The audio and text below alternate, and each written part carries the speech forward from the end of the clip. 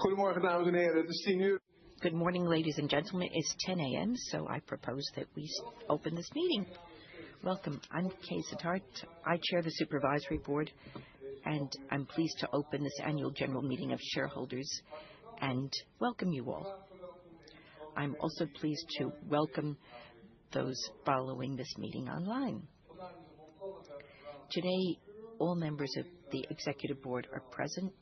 From left to right, they're seated at the table. Our COO, Jesus Echevarria, our CHRO, Miriam Beatova, CFO, Jorge Vasquez, and our birthday boy, Sander van het Noordende. And we hope that you'll join us for coffee on his behalf. I'm not going to sing happy birthday because I'm not sure what the result would be, but welcome Sander van het Noordende. And on behalf of the Supervisory Board, alongside myself from left to right, the Audit Committee Chair Laurence de Broe, the Remuneration Committee Chair Annette Aris, and Jeroen Drost. The other members of the Supervisory Board are attending the meeting online. Also with us this morning is Jacobina Brinkman from the accountancy firm PricewaterhouseCoopers at 2D, adoption of the 2025 financial statements. She'll be happy to answer questions concerning the financial statements. Prior to this, she'll deliver a brief explanation about the annual audit process and the auditor's report. We also have with us the company secretary, Jelle Miedema, who I hereby appoint as secretary of the meeting, and will first explain some procedural matters. Jelle, you have the floor. Thank you, Kees. Good morning. You can attend this meeting in Dutch and in English. Simultaneous interpretation is provided to this end, and the presentation on the screen in the room and online will be in English. This meeting was convened on 11 February of this year, and all meeting documents were posted on our website that day. Shareholders may also attend the meeting online via the website www.abnamro.com/evoting and ask questions via the chat function. To this end, they received a login following registration. Shareholders have also been given the opportunity to submit voting instructions in advance, either via the ABN AMRO website or via EQ Financial Services. Prior to the meeting, shareholders had the opportunity to submit questions, and Eumedion and the VBDO used this option. And we have also discussed their questions in detail with both organizations. We will not be voting after addressing each agenda item today, but the vote will remain open on all agenda items throughout the meeting and will be closed after item 8B. And after that, I will tell you the voting results. I will tell you the number present at the meeting later on, as well as the number of votes represented.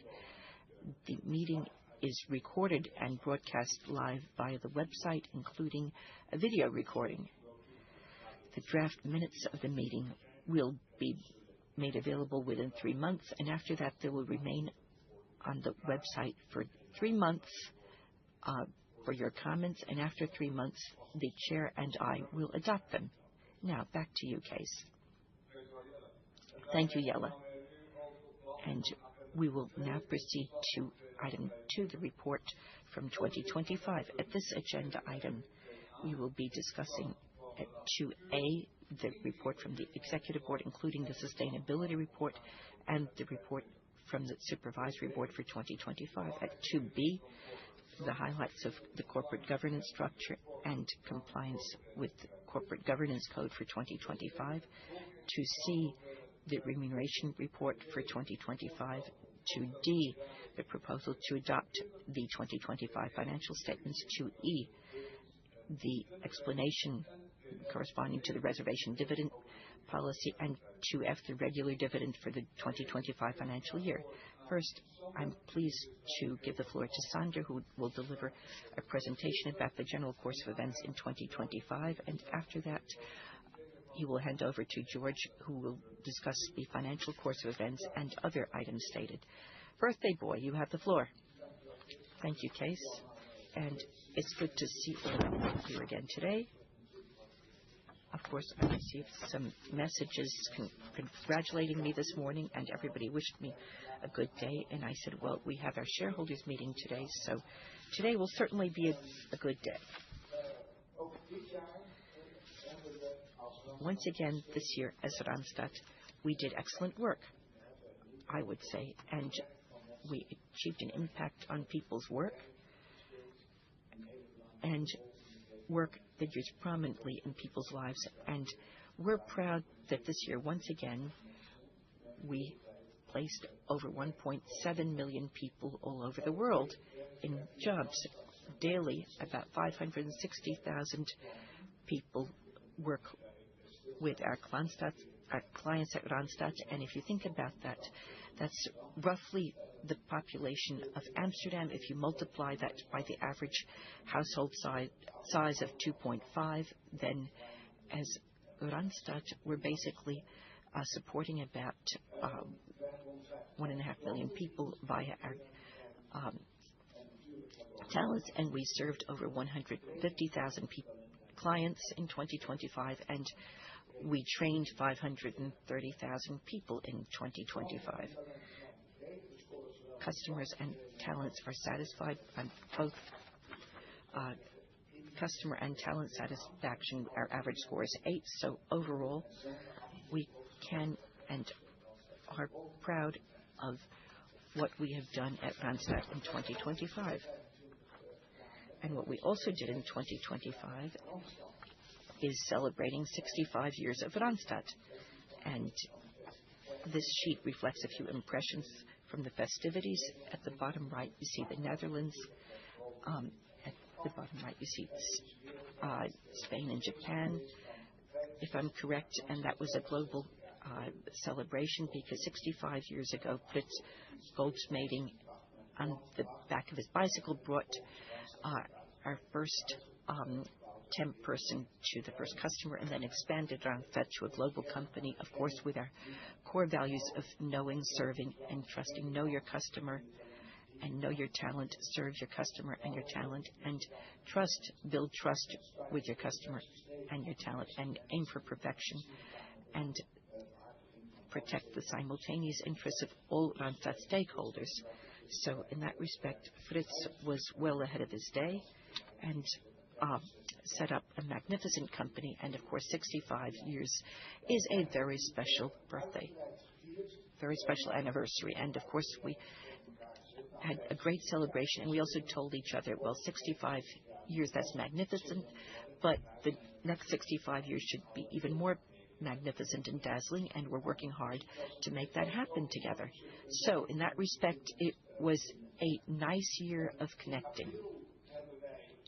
In April, we organized a capital markets event for our shareholders, and some of you may have noticed that, others of you may not have noticed it. So we compiled a summary video that will play for you to give you a general impression of what we discussed with our shareholders and our analysts. If you want to realize immediate talent availability, you have to completely reinvent your business. With our Partner for Talent strategy, specialization at scale is now a fact at Randstad.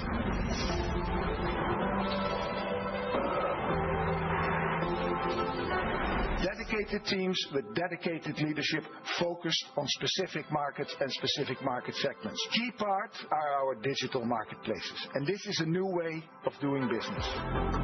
The digital marketplace, which we also call the Randstad app, is transforming the way talent and clients are connecting.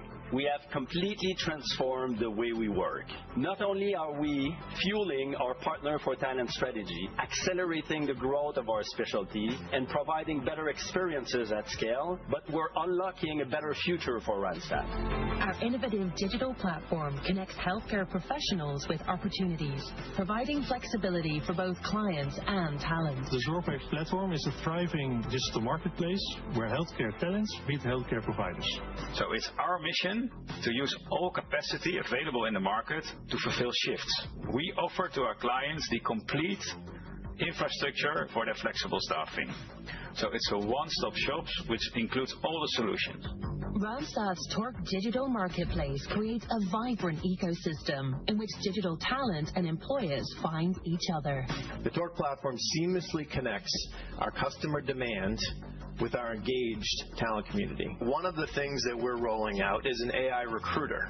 So the AI recruiter will take everything that we do from a match point of view all the way through the onboarding of that talent to their job. If you put together this AI recruiter with our customer demand automation, you have a full end-to-end digital experience.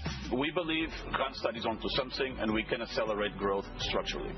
We also know we can expand conversions, and by having more growth in a scalable conversion, we can actually free up a lot of resources to invest in growth. It's a flywheel. It feeds on each other.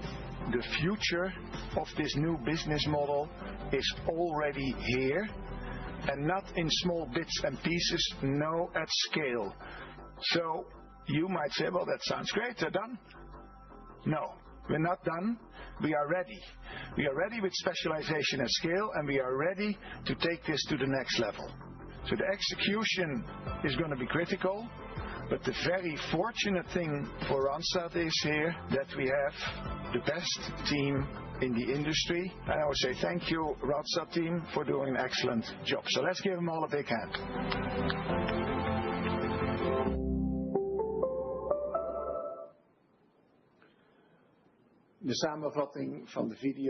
The summary of the video, very briefly, is that we have a clear strategy.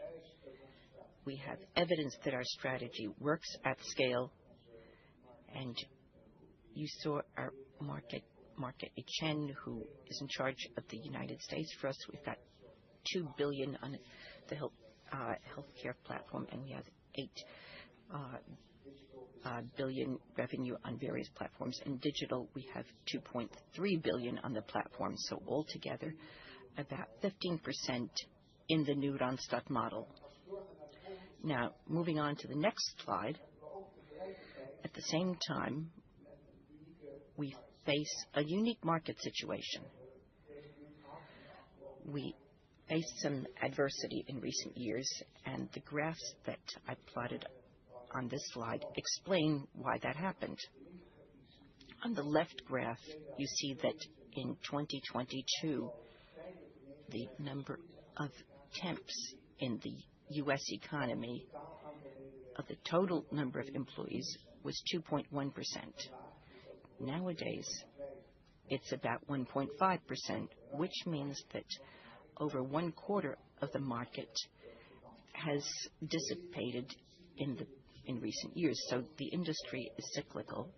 As you see in the graphs, this has happened before, especially during the financial recession and during COVID, what makes today's situation unique is that in 2008, we had 6 consecutive quarters of a downward market. In 2020, those were 2 or 3 quarters in which the market declined and then rapidly rebounded. But what makes this situation from recent years different, what makes it unique, is that from mid-2022, so nearly 12 or 13 quarters consecutively, the market has been declining. The good news is that the market is stabilizing. So we do see some improvement. At present, 50% of Randstad is growing. That's good news. 1 year ago, it was 25%. And, of course, we're working hard to make the 25 into 50 and then 75 and then 80 to 90% growth.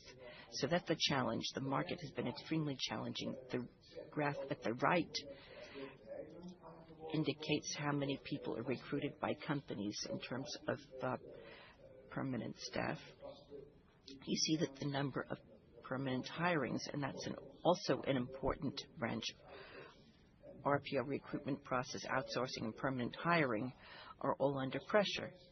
The context for this is that simultaneously with introducing our strategy and our transformation, we're coping with this. Now, on the next page, you see something about the challenges that we faced in recent years and still face today. When the market declines, and Randstad is known for this, we adapt the organization. To give you an impression, in last year we reduced our annual operating cost by 600 million. That's a substantial amount. At our peak in 2022, we employed 48,000. Today, we have 38,000 employees. So we adapt the organization to ensure that we have enough people to meet market demand. Next, digitization. You just saw on the video how that happens. We're busy implementing platforms where customers and talents can interact directly so that the customer always gets what he or she wants, and talent has the flexibility to decide when and where he or she wants to work. At the same time, we're harmonizing our core systems, because if you want to provide a good digital experience, you also need to structure your core systems properly, preferably on a global platform that's standardized all over the world. So that's another exercise. And in recent years, to give you an impression in numbers, we have invested about 150 million per annum in new technology. And we did that to position Randstad for the future and to ensure that in 5, 10, and 15 years, Randstad remains relevant in the world of work and jobs. And the third challenge that came our way in the past year and a half, and you heard one of our staff members mention this on the video, of course, that's artificial intelligence. And we are introducing AI in various parts of the process. Many segments before somebody goes to work can be supported or even implemented by AI. But in our internal operations, in finance, at our mid-office and our HR department, we can operate more efficiently and more effectively by implementing AI. So that's Randstad's third challenge. Now, I'll briefly update you on where we stand since April, because of course we did not stop working in April, we continued. So on to the next slide, and I'll plot the 5 pillars of our strategy. Growth through specialization. We're firmly convinced that specialization is extremely important to serve customers and talent in the best possible way. Finding a nurse and placing that nurse in a job is entirely different from doing that for a software developer or a logistic service provider. So we have deployed those different branches in Randstad to ensure that the specialized teams work with the specialized buyers and customers. And we focus our specialization on our growth segments, which are now total combined 9 billion in revenue and are growing. In addition, we need to take good care of our talent and equity. 1.7 million talent placed, 8.1 is our talent satisfaction score, and we need talent to feel at home at Randstad, and we need talent to understand that they'll benefit from the current and the next job, as well as that they receive training and can network with kindred spirits. So that's why for each specialization we have deployed community talent, and that's very much appreciated by our temp staff and talents. Next, delivery excellence. I always say that delivering what you promise is Randstad's best market, because if you promise your customers and talent and keep those promises, then the customer is happy to talk about more. And if you don't keep your promise to your talent, then your customer wants to talk with you about how you're going to solve that. And we have a state-of-the-art way to do that. Increasingly, recruiting talent happens primarily online nowadays. The talent addresses social media and internet, so that's where we find our talent. And sometimes they approach us via WhatsApp or email or even by telephone. And we increasingly do this at what we call talent centers. In this building, there's a talent center for all of the Netherlands where all talents for our operational specializations, such as bicycle couriers, logistics staff, people who work at Bol.com, they are founded and recruited in this building and presented to the customer or the branch or for other people related to the customer to get to work. We also have delivery centers, and a delivery center is one team that addresses all retail customers in a country with various sites or addresses a single large customer to ensure that that customer receives the best possible service. Some of that work may happen locally, so here in the Netherlands or in the United States, but increasingly some of that work is performed at our global delivery centers in India, Budapest, and Latin America. Next, the Randstad Talent Platform. I said 4 billion revenue in digital marketplaces, about 15% of our revenue. We'll continue rolling that out. Each year, 6 million shifts are selected by talent who say, I want to work there at those times, and that's about 500,000 a month. That's a huge number. And as I just said, we're rolling out our Randstad Talent Platform.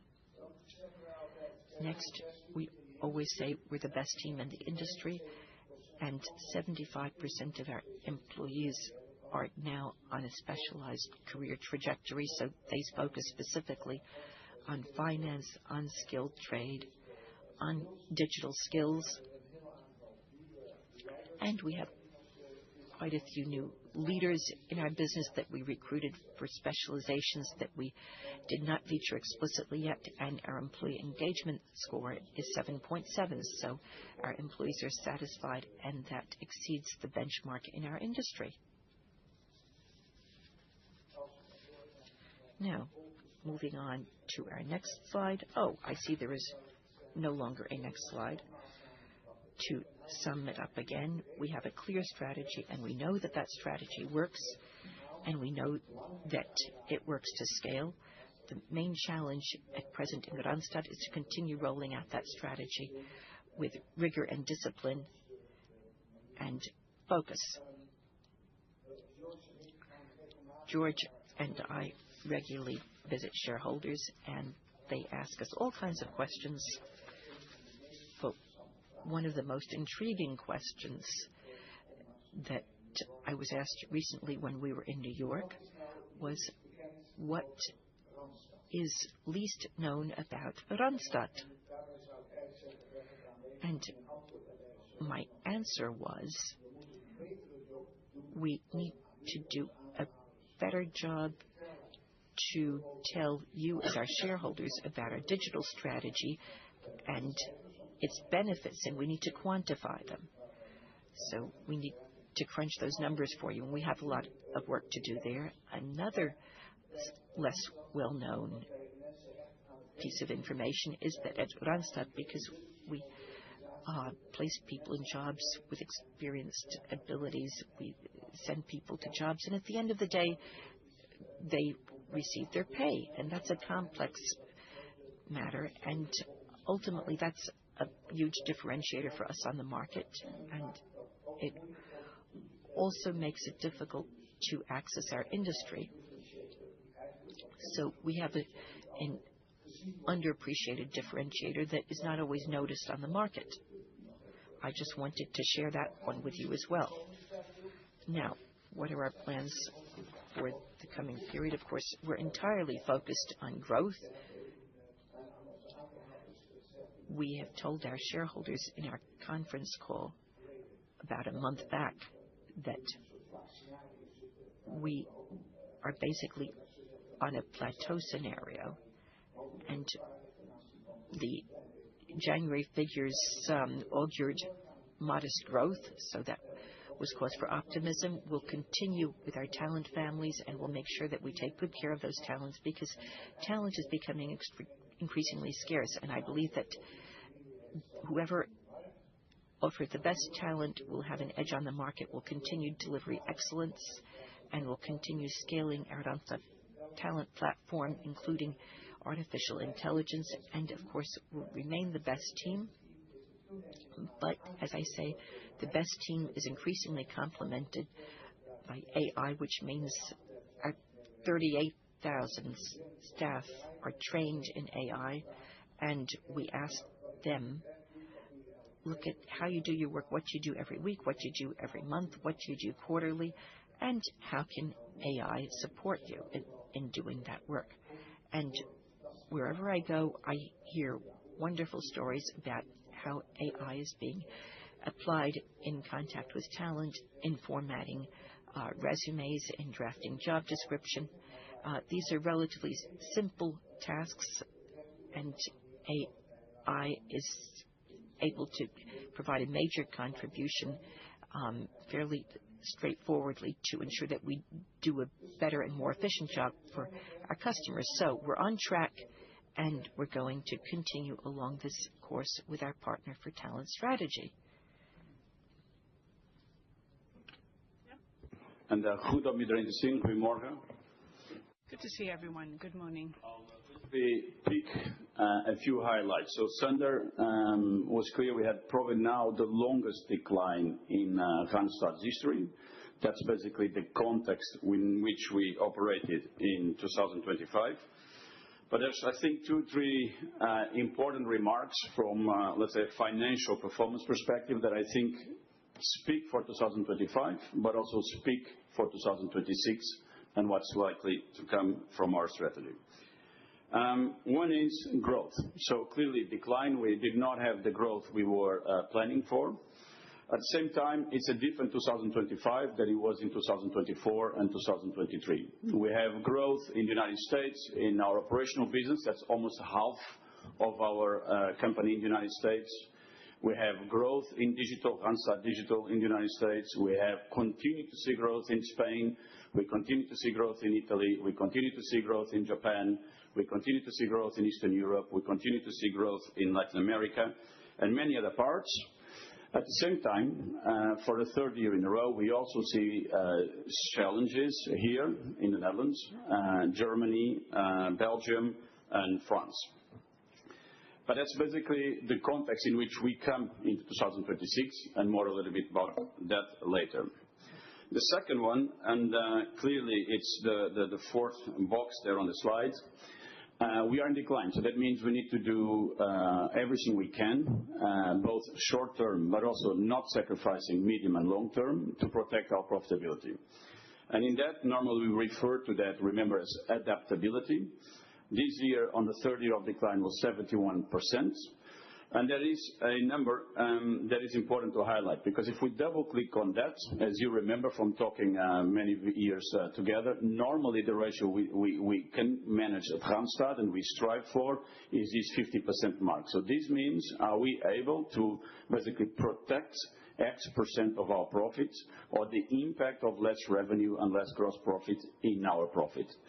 And this year, the 71% comes with a lot of difficult decisions, but there is one important difference from previous years, is that the many changes that we do, and Sander just explained, from delivery excellence, are enabling Randstad now in many of our markets where we are rolling out our strategy at pace, to actually work smarter and to be able to do more with less, and to be able to help our recruiters, our consultants, our talent advisors to achieve more with their efforts. The second point is also on the remaining part of our cost base, and we talked a lot about that in our capital markets event. I'm also, in a way, happy to see that Randstad has taken the opportunity to become a leaner company as we step into 2026. So being able to basically look on how to optimize itself and free up capacity to actually find growth and invest in growth and invest in our capabilities. The third point, apart from growth and adaptability, is what we call capital discipline. I'll talk more about that later. strong cash flow generation. But more important to me, what that means is we were able to invest where we found that it was logical to invest. We were able to invest in skilled trades, invest in healthcare, in many different markets, invest in engineering, and not only in that, but also invest where, let's say, organically, we believe a lot of our strategic IT investments are needed. And more about that later as well. Not only invest, but also take the opportunity in 2025 to reduce our debt and our leverage ratio.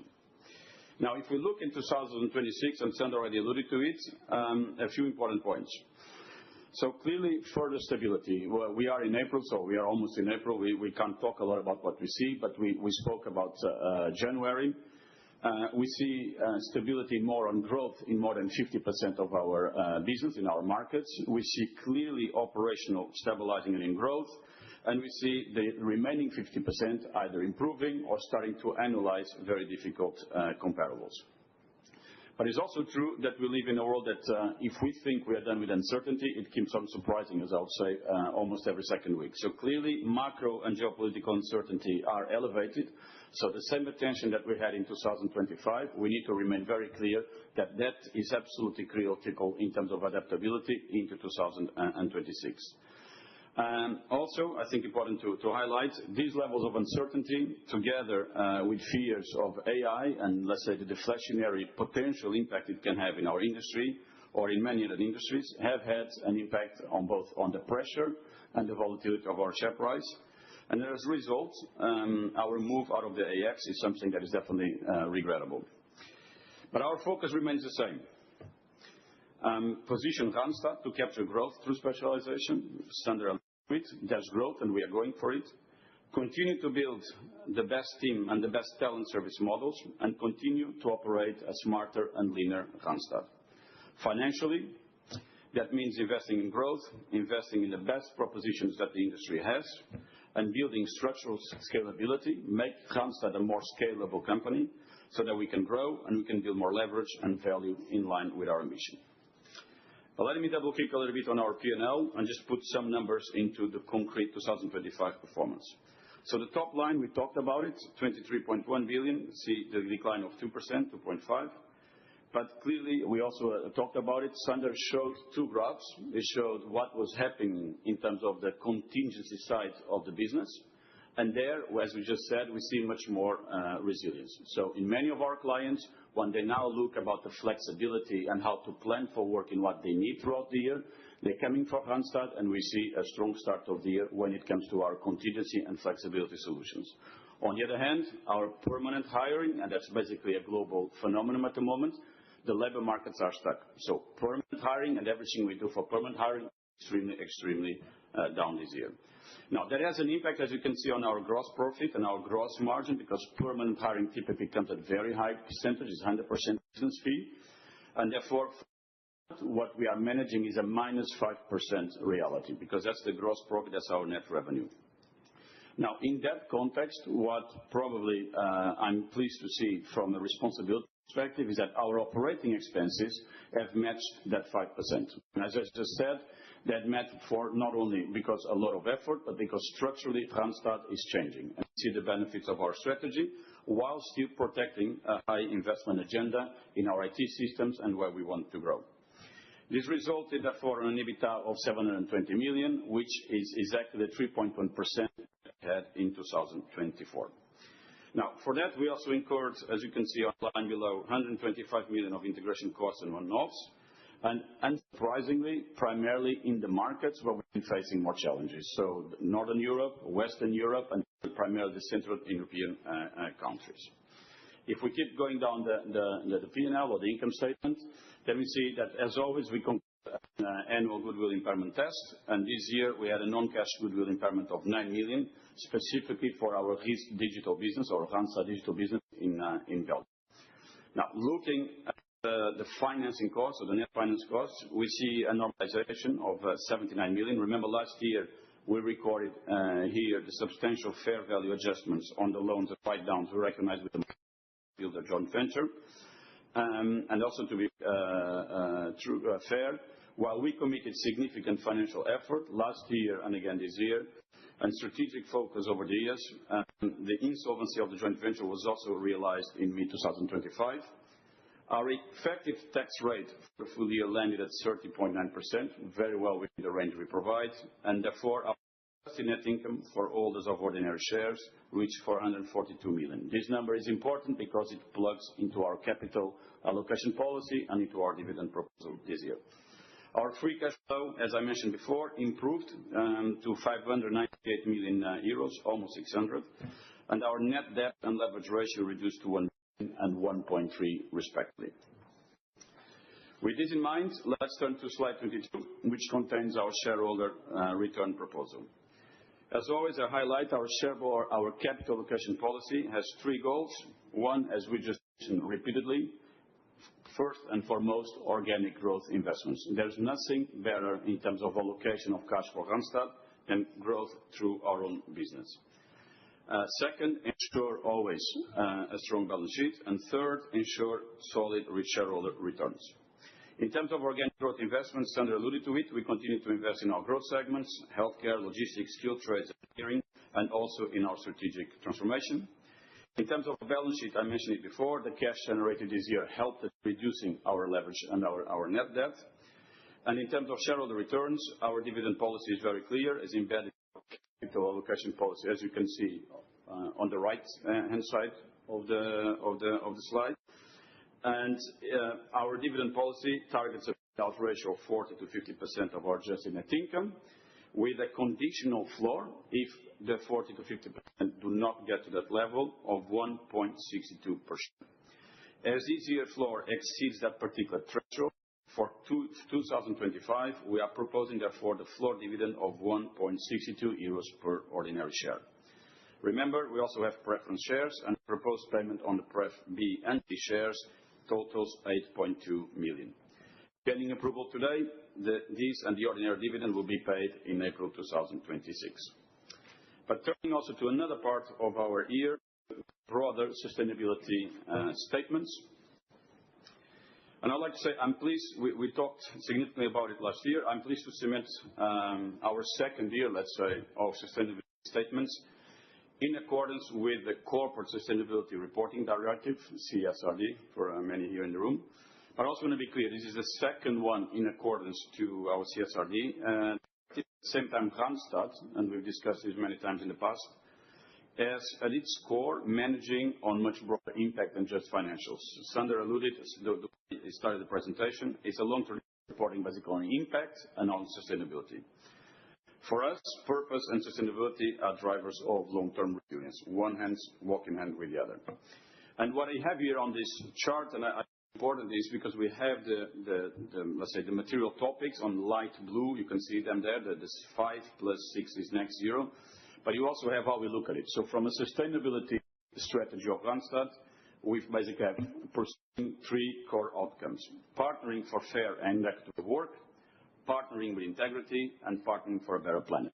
And I find important because all these material topics find a home, find a place, find a discussion in Randstad through our sustainability strategy. Now, important, in 2025, remember 2024 was basically a small update, small refresh, but 2025 we had to do a full comprehensive refresh of our double materiality assessment, and we prioritized 5 key material topics. So those are the first in light blue there, as you can also read in our annual report.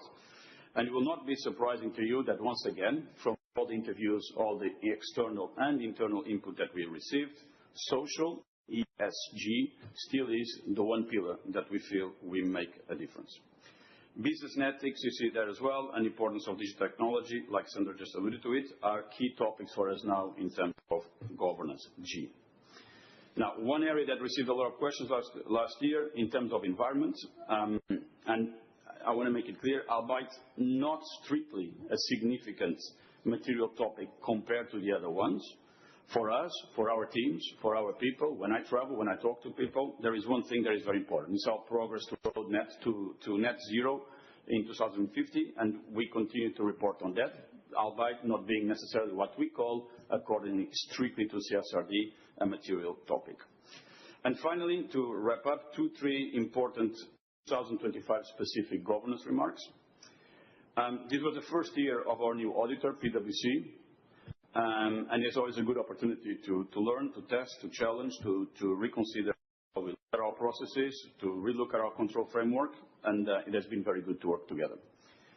Our second point, our governance framework remains a cornerstone of our strategy. So as such, we have also operated in full accordance with the Dutch Corporate Governance Code, and our internal risk management and control systems are now effective in that respect, ensuring that they support our strategy and sustainable growth. And please also to see that as part of CSRD and as part of how we evolve, also our sustainability statements, as I'm sure you had the chance to read, we're also subject not only to the normal internal assurance, but also to the external assurance from the auditor. And that concludes my prepared remarks, Kees. Thank you. Joyce, thank you very much. After this extensive introduction, I suggest we proceed to agenda item 2A, the report of the Executive Board, including the sustainability report and the report of the Supervisory Board for the financial year 2025. And I'm referring pages 6 to 126 of the annual report. So I will give you the floor. You can ask questions. Please give us a sign that you'd like to take the floor to ask a question. Take the microphone, state your name, and ask your questions. I would prefer you to ask all the questions in one go about this one single topic. Mr. Spanier, I think. No, this is me. This is me over here, says someone else. I'm sorry, Mr. Stevens. Thank you. Welcome, by the way. Thank you, Mr. Chairman. To start, I would like to thank your staff.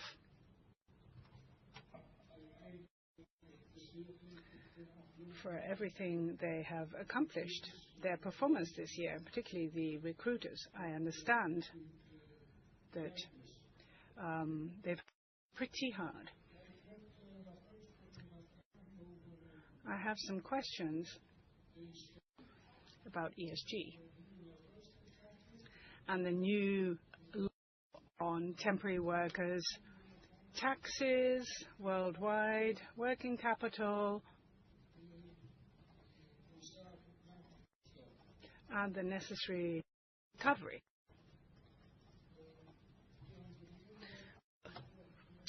Let me start.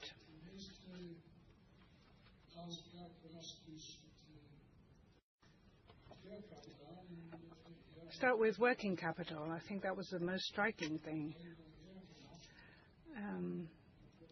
I hadn't realized this. The secretary who gave me the microphone just said that he'd worked here for 33 years. And then I realized that I've been attending the AGMs for 32 years.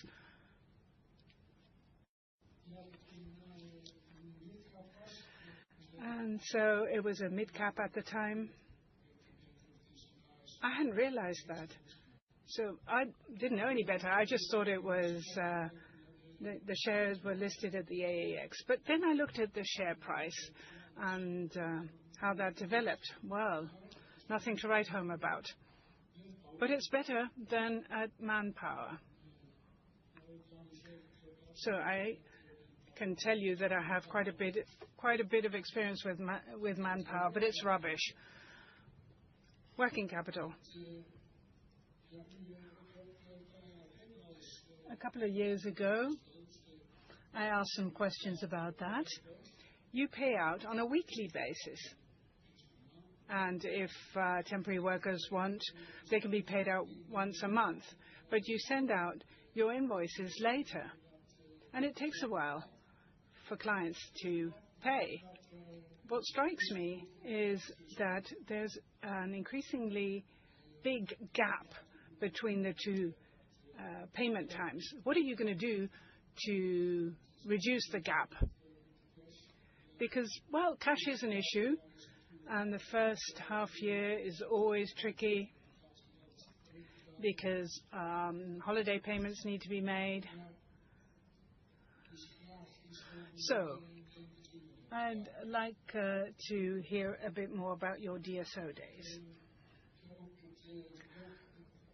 Then if we look at turnover or revenue, 5% is what I see of working capital.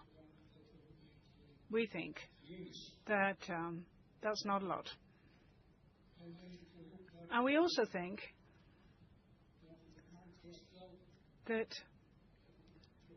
market recovery would be important. Well, you said quite a few things about that, but we would like to have more details.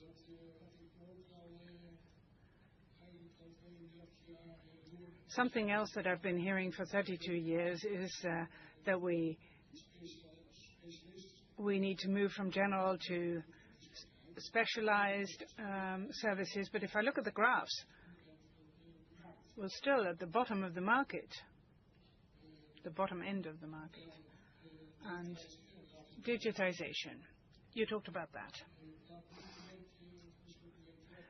Something else that strikes us is that the number of employees isn't declining as fast as temporary workers. So how can AI help you to achieve more productivity? And then scope 1, 2, and 3. Don't you think we should pull the plug here? Because I think it's useless. Europe left Brazil shamefully. And if I look at the food, we don't want Dutch food products anymore. I talked to an auction director in Zaltbommel, and it's a disaster. Runner beans come from Senegal, blueberries from Peru, so we tend to opt for foodstuffs from abroad. So I'm thinking how to deal with ESG. And then the new law on temporary workers. I'm a member of a professional association, and I read the report. How are you going to implement all of that? Because I'm thinking, well, yes, you'll have to do the math to sort it. What about the bank holidays? And a temporary worker is actually nowadays the same thing as a permanent employee. So, and then somewhere I read about the worldwide tax rates. I think there's a bit of a problem here because we're living in a world of stiff competition, and we would like the different countries to compete more with each other, and also in terms of taxes, so that you can choose for yourself where to pay your taxes. And that way you get more efficient governments. Well, that concludes my questions so far, or our questions so far. Thank you, Mr. Severs. Thank you very much for your detailed questions. I suggest that we cluster a couple of questions. Jorge, first of all, the working capital. Hello, can you hear me? Yeah. There was something I'll use also with our sales teams because it's an important point. So it is working capital in 2025 has particularly come down. So if you look from 2024 to 2025, but the reality is Randstad is today a company that is at the moment, in this moment in the cycle, we have a lot of larger clients. So yes, in particular, the payment terms and the DSO side of the equation is higher. But we continue to do everything we can to optimize our total working capital. So as an example, you made a very good remark about your process to invoice or how expedited are you. So that's the payment term component. And yes, there is a pressure from clients, from in general the world we live in.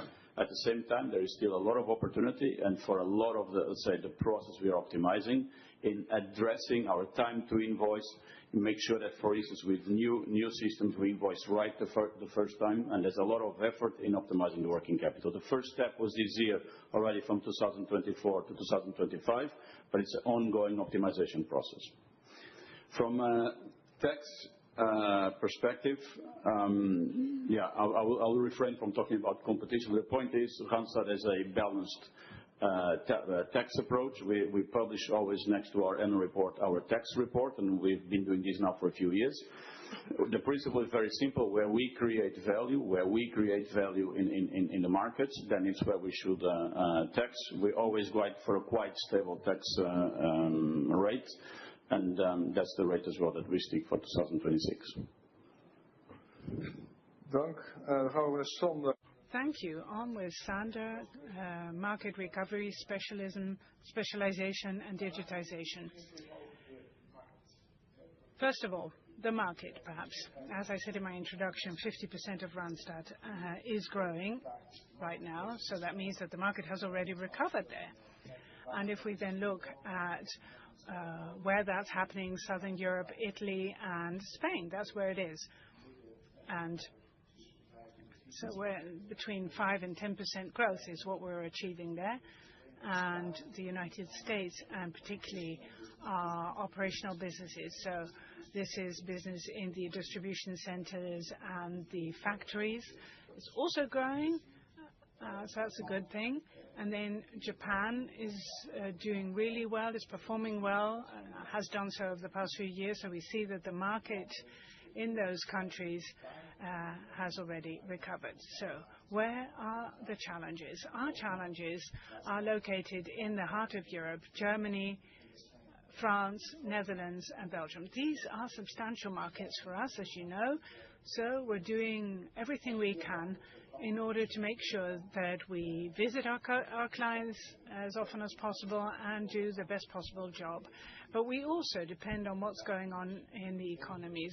Germany is a matter of waiting for the big chunk of money, the investments in infrastructure, investments in defense, for instance. And similar dynamics is what we see in France, the Netherlands, and Belgium, I would venture to say. And how that will pan out, well, that's very difficult to say. The market seems to stabilize. That's our feeling. And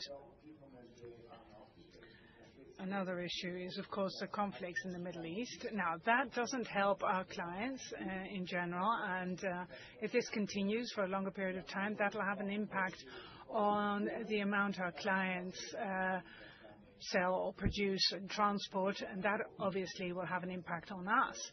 And so we hope that there'll soon be an agreement in the Middle East so that the world economy can proceed in a positive way, to put it that way. Specialization. You highlighted that about 2/3 of our business in Randstad is in Randstad operational, and you characterize it as the bottom of the market. I wouldn't put it that way. It's an excellent sector. We are market leaders worldwide, and we do so very efficiently. And it's also a very profitable activity for us, a very profitable operation in Randstad. And then, of course, we have the professional digital specialization and also enterprise teams that work with large clients in terms of recruitment of workforces at scale and to manage all that for our clients. So the specialization strategy will remain. It's very important. It all depends on how the demand develops in the different areas and how we invest in the different specializations and how growth will develop there. Now, as far as digitization is concerned, digitization really certainly helps in increasing productivity in our most digital operation. This is a company here in the Netherlands that we acquired recently. Zorgweg productivity is 2 or 3-fold the productivity in our traditional business. So we have the potential, absolutely. And George actually already said that. If the market declines, obviously we have to reduce our costs, but we can't do that at the same pace as the gross profit declines. That's why we're focusing on the 50% to 70%. That really explains the number of employees, the number of FTEs. That is not entirely up to scratch. The productivity is really not at the level it should be. We need to work harder at that. Sander, thank you. The new law on temporary workers. Jesus, could you say something about that? Thank you very much. Well, I'm going to split my answer into big blocks. One is about the process, what is the law, what is the impact, and how we manage the situation. And the other thing is about what's going to be the impact of the law in the market. Talking about the law itself. Well, the law, at the end of the day, because we had premium pensions, we have a completely equal pay with the CLAs in the industry, and that brings that the salaries are going to be increased in average. This word is very relevant, between 10% and 11%. I say in average because it's depending on the customer industry CLA, whether it can be 5%, it can be 20%. So that was a challenge. So we had 4 big blocks in order to organize the work, is to understand perfectly from the legal point of view what are the obligations for Randstad. The second thing was to talk to the customers and to share with them what are the new obligations that we are going to be obliged to work with and to apply in our customers. That was a very tough and military work done for maybe from September till December. And then we started with the challenges. It was a technical challenge also because we need to change all the systems. We need to hire more people to know exactly what is going to be the impact of this new law in each one of the CLAs, in each one of the customers. Luckily, this is done. The technical challenge has been fixed. We have been having all the conversations with the customers. And then the fourth one in this process, in all the processes, is the commercial conversations with customers. Because not every customer is very happy if you increase the cost by 10 to 11%. Average, some customers are going to be 11%. So right now, from the technical point of view, we have done everything. All our obligations are in place. It has been hard. We have to invest in tech and in people in order to be on time because that was mandatory from January 1st. So the first week of the year, we pay with the new law, obviously. And right now, we are closing our commercial conversations with the customer. The process is almost done. There's still some negotiations pending, but it's more or less, I would say, completely in control. There are some large customers still pending if we can translate the cost, the margin increase into the customer. So this process-wise. Then the second big question would be, what's going to be the impact of this new labor law in the market? Is the market going to be impacted by the new labor law? Well, at this moment, we haven't seen any difference between the Q4 or Q3, Q4, and Q1 performance in the Netherlands. We are more or less with the same volumes. I would share with you that we don't have customers buying our services because they don't need that or because they are cheap. Any customer that is asking for talents is because they need some talents to do the work. The experience that we have in other European countries, 3-4 years ago, we had a similar labor change in Spain with the outsourcing business. And what we saw is that the impact in the volumes wasn't impacted. So too early to say that there's not going to be impact in the volume in the Netherlands, but what we see is that today there is no impact in the volume, and process-wise, everything has been done in the proper way. Thank you. Thank you very much. Thank you. And questions on ESG and stopping scope 1, 2, and 3, well, that is out of our control, as you know. That is to be addressed at a European level. So I think we should leave it at that. Thank you for your questions. Let's proceed to the next question. Margaretha. Bedankt, meneer de voorzitter. Mijn naam is Luca Naus en ik ben hier vanuit de... Thank you, Mr. Chairman. I'm Luca Raus. I'm here on behalf of the Association of Investors for Sustainable Development, and we would like to ask some questions about the sustainability report that was in your annual report, and I'm going to ask my questions in English. I'll read them out in English if that's all right with you. The first question concerns living wage. as, quote, one of the most active advocates in the industry for protecting labor rights and ensuring people everywhere have access to fair and decent jobs that provide living wages, end of quote. Randstad has executed living wage pilots in Poland and India and has developed a roadmap in 2024, which the VBDO very much applauds.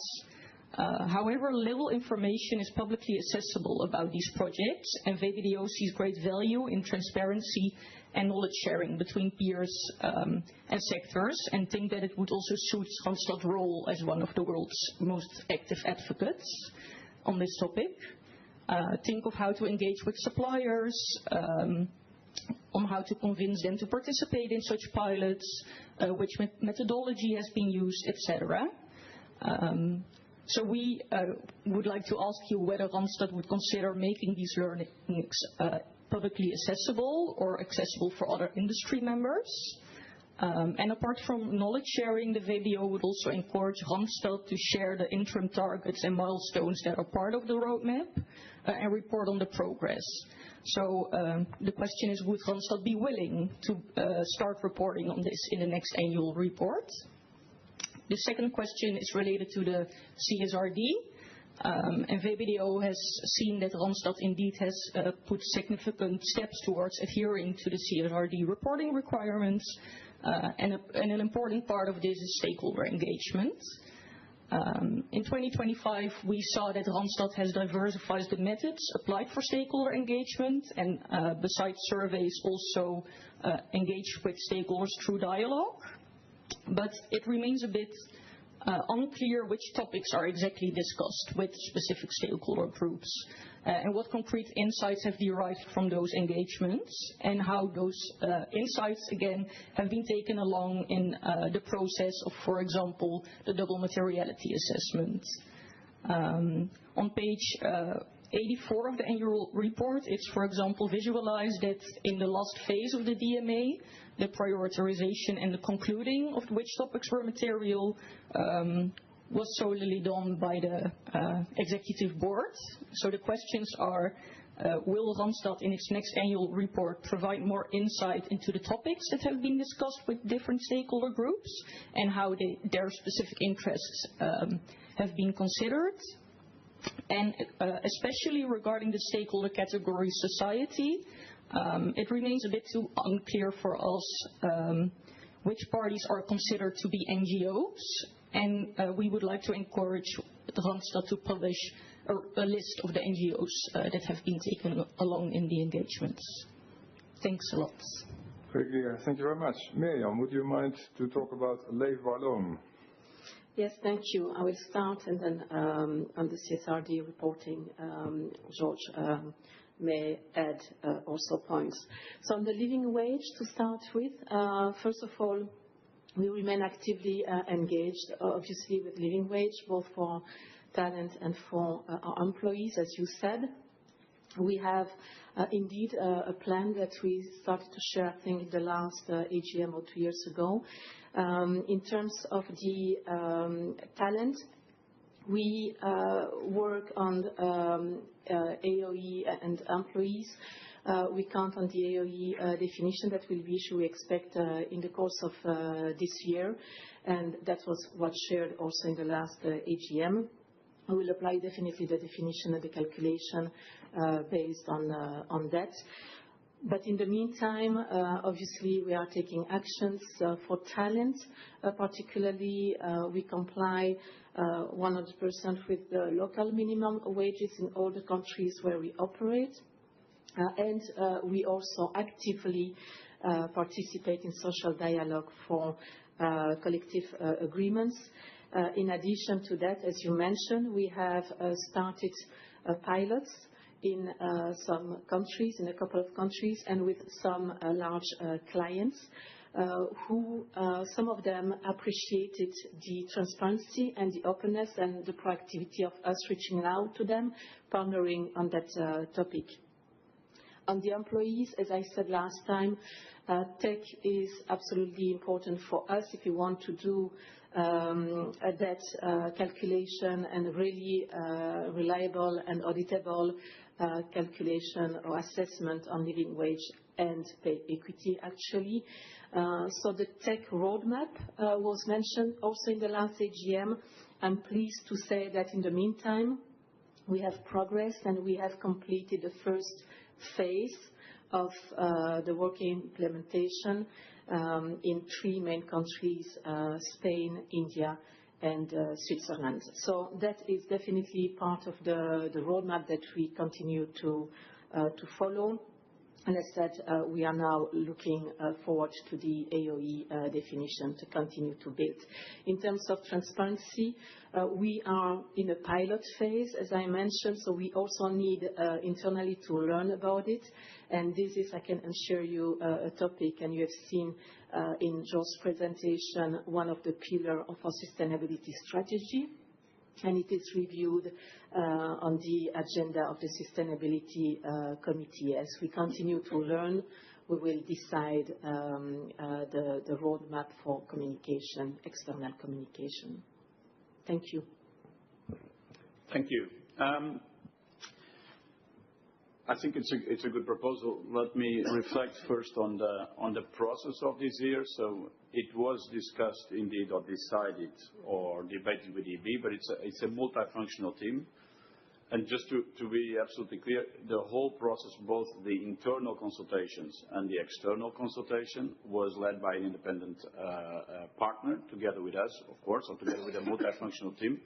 So from a perspective of having an unbiased view on the feedback we were receiving, I'm pretty convinced we made a very good step forward with this year's comprehensive refresh. Just to put a little bit some numbers into perspective, you said how many and what. We've interviewed or we've collected feedback from more than 2,000 clients, 20,000 talent at work, so basically 20,000 talent throughout the world. 2,000 also internal FTE. So from a breadth perspective of the process, I think it's the second year of CSRD. I can see us making a step up. Now, indeed, going forward, 2026, what do we have? We have a survey refresh, right? We don't have to do the full assessment. We're trying to basically make sure that the process improves year after year. We will consider internally to indeed disclose more of the feedback we receive. It's a good suggestion. Yeah. Thank you. Thanks, Joyce. Dan naar de volgende. Thank you. Next one. Next question.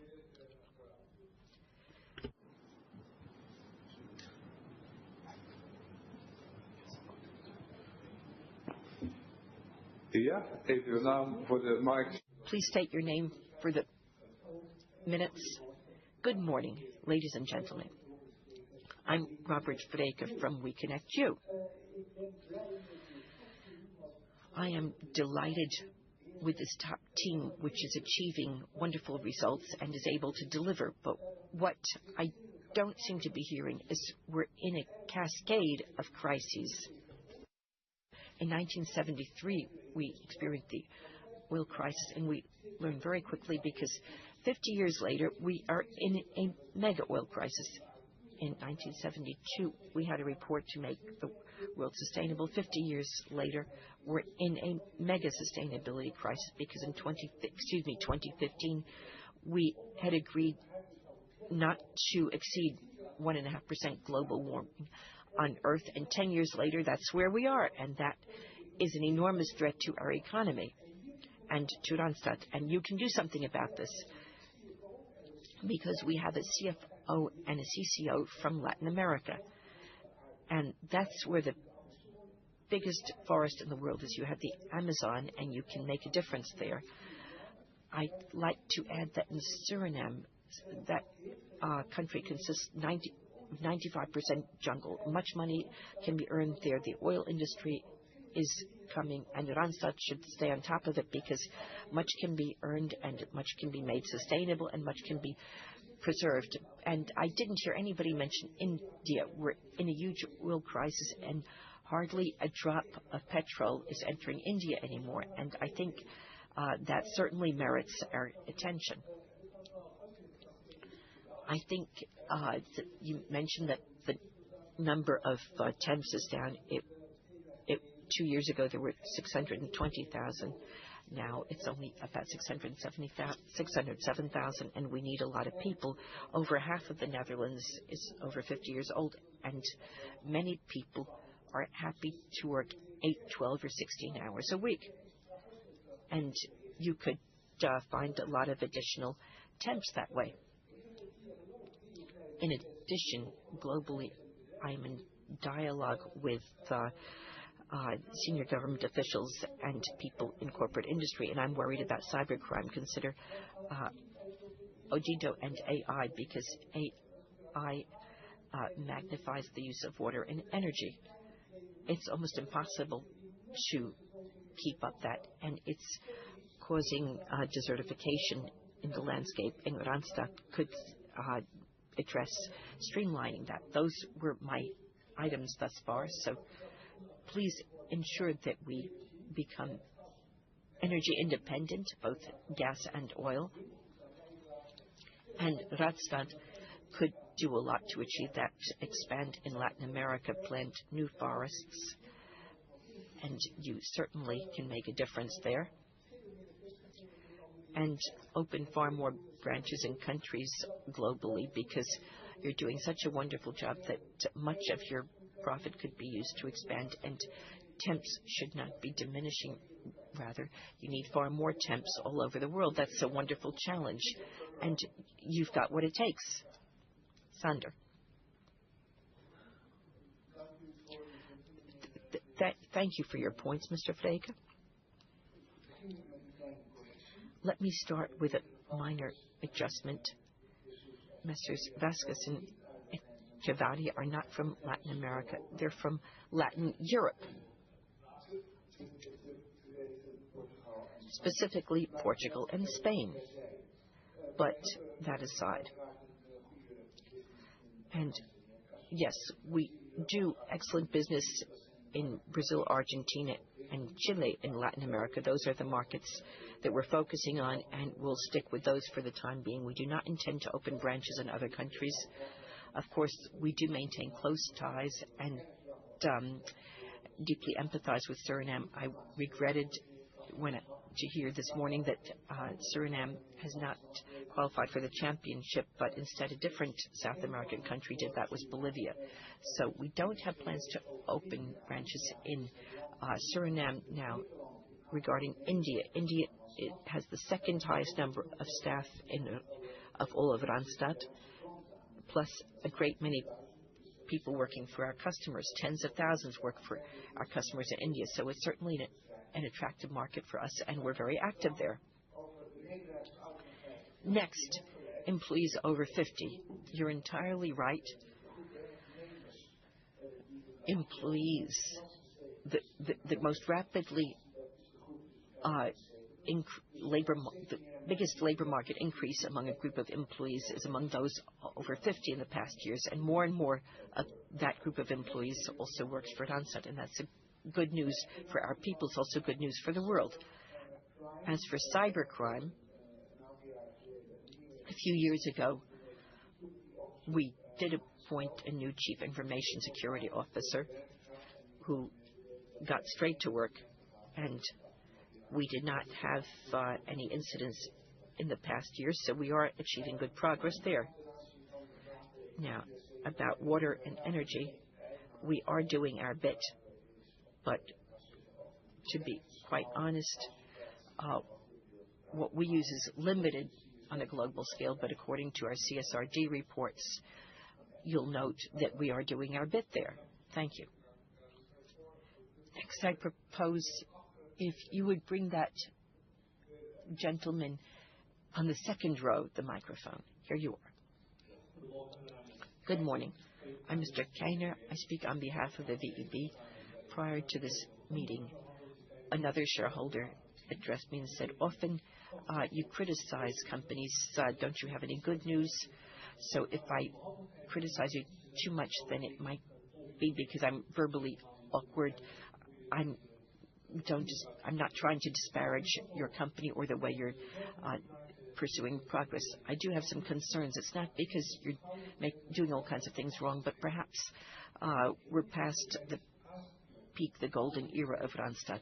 And I am surprised in a good way that temp work can still be such a large industry and so profitable. But perhaps, and I said this about 4 years ago when your predecessor, Jacques van den Broek, was leaving with on a very high note and an excellent share price, that his successor, Mr. van Noordende, might usher in a decline of Randstad, not because you're doing a bad job, but because the business has changed and the way that people are placing jobs have changed fundamentally. So my first assertion, and feel free to deliver your pitch about this, Randstad has passed its peak, the golden era is over.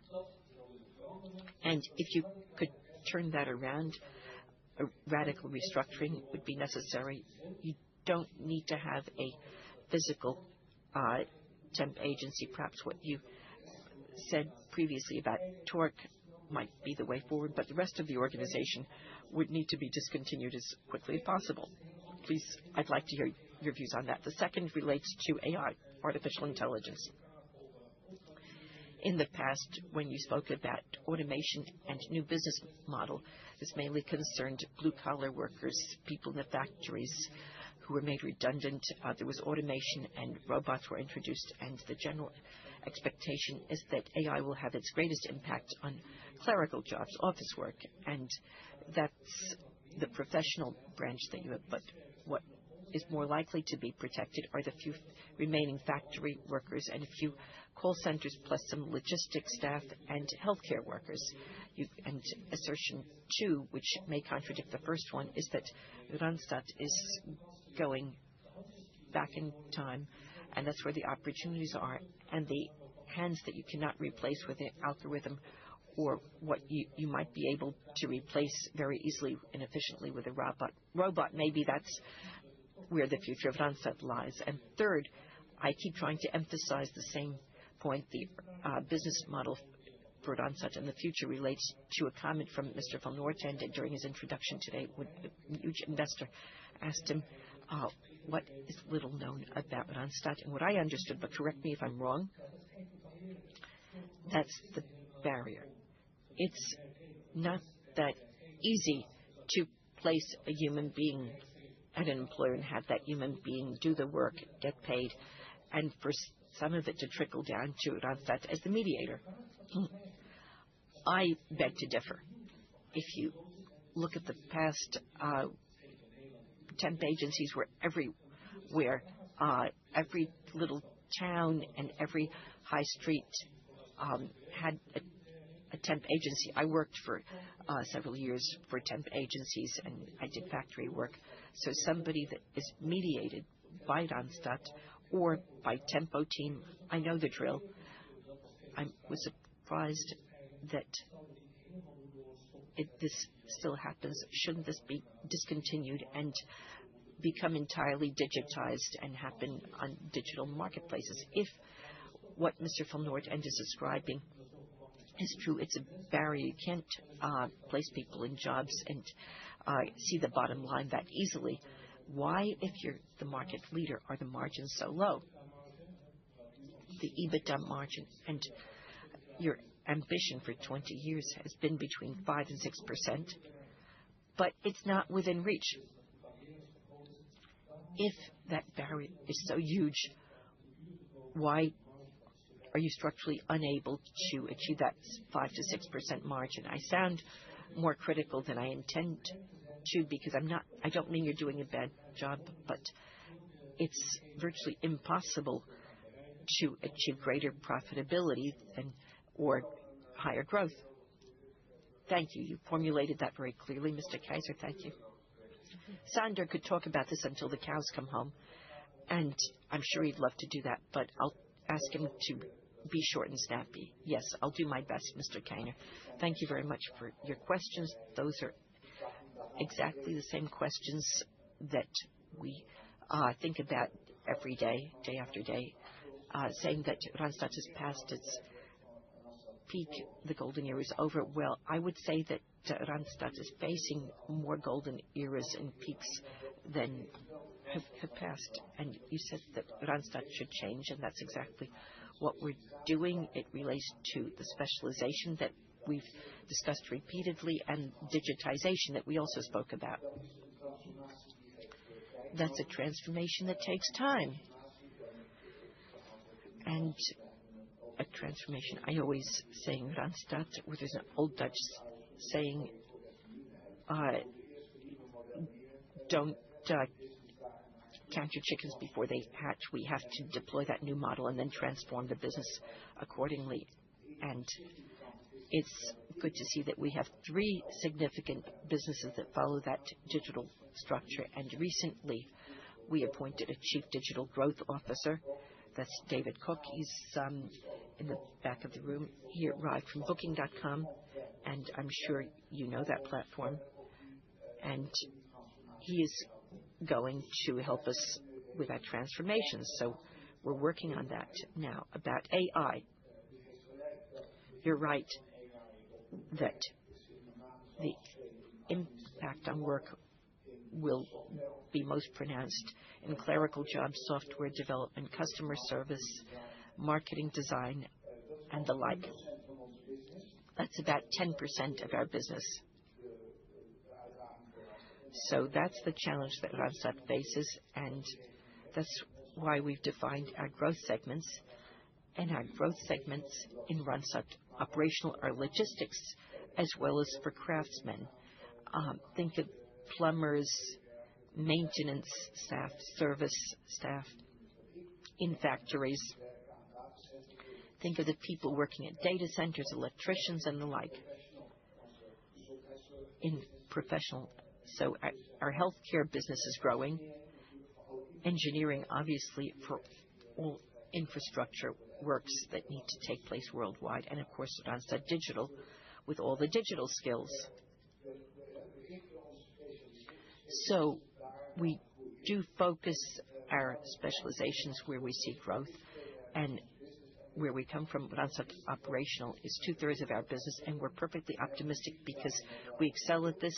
We understand that digital model, and we're convinced that those digital models will give us an edge on the market, what will distinguish us. Now, to your final point, it's all very easy to open up a temp agency with 10, 20, or 30 people, but when technology becomes increasingly important, it becomes more difficult to access the market, and consolidation will take place. And we want to guide that technology using our platforms.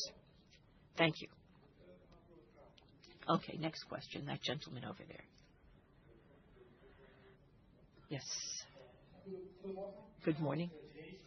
I'm Jay Sadhu. Thank you for your explanation and for that fascinating video about your AI initiative. My question also relates to AI, because my question goes a bit further than what you mentioned in the video and told us. To what extent does the board see AI as a means to improve the current business model versus a fundamental shift in the Randstad model? So what I mean is, do you expect AI to optimize margins, or do you expect it to structurally change Randstad's role into a technology-driven platform? Because that will have various implications for long-term value creation, for example. Thank you, Mr. Sadhu. I'm glad that you asked that question, because you're right. AI, merely to improve and accelerate the current process, is a dead-end street. Because nowadays, people may send 600 letters of application through AI. I receive them in my inbox now and then. Then they receive a reply from AI. Then they have to come for an interview that's also conducted by AI, and ultimately there's only one job. So you get a whiz of AI-driven activities because that's possible. That's not a sustainable trajectory. So our model is to take it from the top. We ensure immediate talent availability, and we make sure that we've got that talent on board before you, as a customer, tell us what you need. So our customers in the United States, for example, the UPS distribution center, will enter a request for X number on Monday morning and X number of people on Monday afternoon. And then we have a talent who's already organized on board and is ready to go and has the papers and says, Monday morning, I'll be there. That's the model. So basically, we're reversing the model. We have talent and demand addresses the talent. So we're going to reverse the sequence in demand. Yes. Okay, next to the third row, please. Mr. Spanier. Okay, now it is me. I'm Mr. Spanier for the minutes. And I read the annual report too, but the form board is deeply the preface is deeply disappointing because you write at length about Frits Goldschmeding, but the current CEO is doing exactly the opposite. Because for 11 or 12 consecutive quarters, we have heard nothing but poor financials in finance. And the stock exchange is very clear and stated exactly what people think of Randstad. And then in the third paragraph in that same preface, we see, what is this about a talent shortage? Mr. Frits Goldschmeding trained the talent. He had a training program for welders, and he would train welders, and when they were good enough, then he would go to the shipping companies, and they would be assigned there. They were good for the economy at that point, so there was never a shortage of talent. That's not true. You're snoring. But let's put the current CEO in perspective. When he arrived on 20 March 2021, the rate was €20.60. Now it's about €23. So that's disastrous for investors. And we've been heavily penalized. And then what about geopolitical problems? No, if you simply have a training program for lorry drivers or electricians, they can work 1.5 meters apart because we need lorry drivers for the action chain, and for the Aldi chain and the Dirk van den Broek supermarket, because we all need to eat and consume, and we can do our shopping at 1.5 meter distance from each other. So there's plenty of decent work. And in the same preface, you mentioned excellent services. How are these services excellent? The share price keeps plummeting. Do you call that excellent services for the market? Please reply. You are crystal clear, Mr. Spanier. I always am. Thank you for your questions. Now, first, at the beginning of the presentation in this meeting, I described market trends in the past 3 years. And I said that we're in an exceptionally long cycle of market decline. From 2022 until today, roughly 1/4 of the market has been dissipated. So the situation has been extremely challenging on the market. And of course, that did impact the results. In keeping with our Randstad tradition and targets, we tried to curtail costs as best we could. I said that we cut 600 million in costs at the organization. You're right about the share price. Let me point out, and Mr. Stevens just mentioned it, that if you compare our total return to shareholders with that of our peers, we are outperforming our competitors. We're not satisfied with the trend in the share price, but you need to see this in perspective and relate it to what's happening in this industry. That's important. As for the talent shortage, the market is currently declining for staff, but in some market segments, such as lorry drivers and forklift drivers and welders, etc., that's there's a shortage of them. And that's why we're addressing those markets and making sure that we train those people to place them in jobs. So we have already taken that tip seriously, and that's part of our daily work. So, long story short, we have a strategy which is about digitization and specialization in new models. Our market situation is challenging. We expect the market to stabilize and to improve for the future. And when the time comes, we'll benefit from that. Our industry is cyclical, and at this point, we're at the nadir. We're bottoming out in that cycle. Let me continue with people who haven't asked a question so far. Shareholders, I'm Matteo Nicolò. I represent the former Monster employees. Monster, as you know, it's a subsidiary that was closed down last fall. During this introduction, Mrs. Bitov presented all the good things that Randstad is doing for its current employees, but I would like to share with you a couple of words on what Randstad did not do for its former employees. In September 2024, Randstad entered into a joint venture agreement with the American private equity fund Apollo, merging Monster with Randstad. And in this, at the moment, it was announced that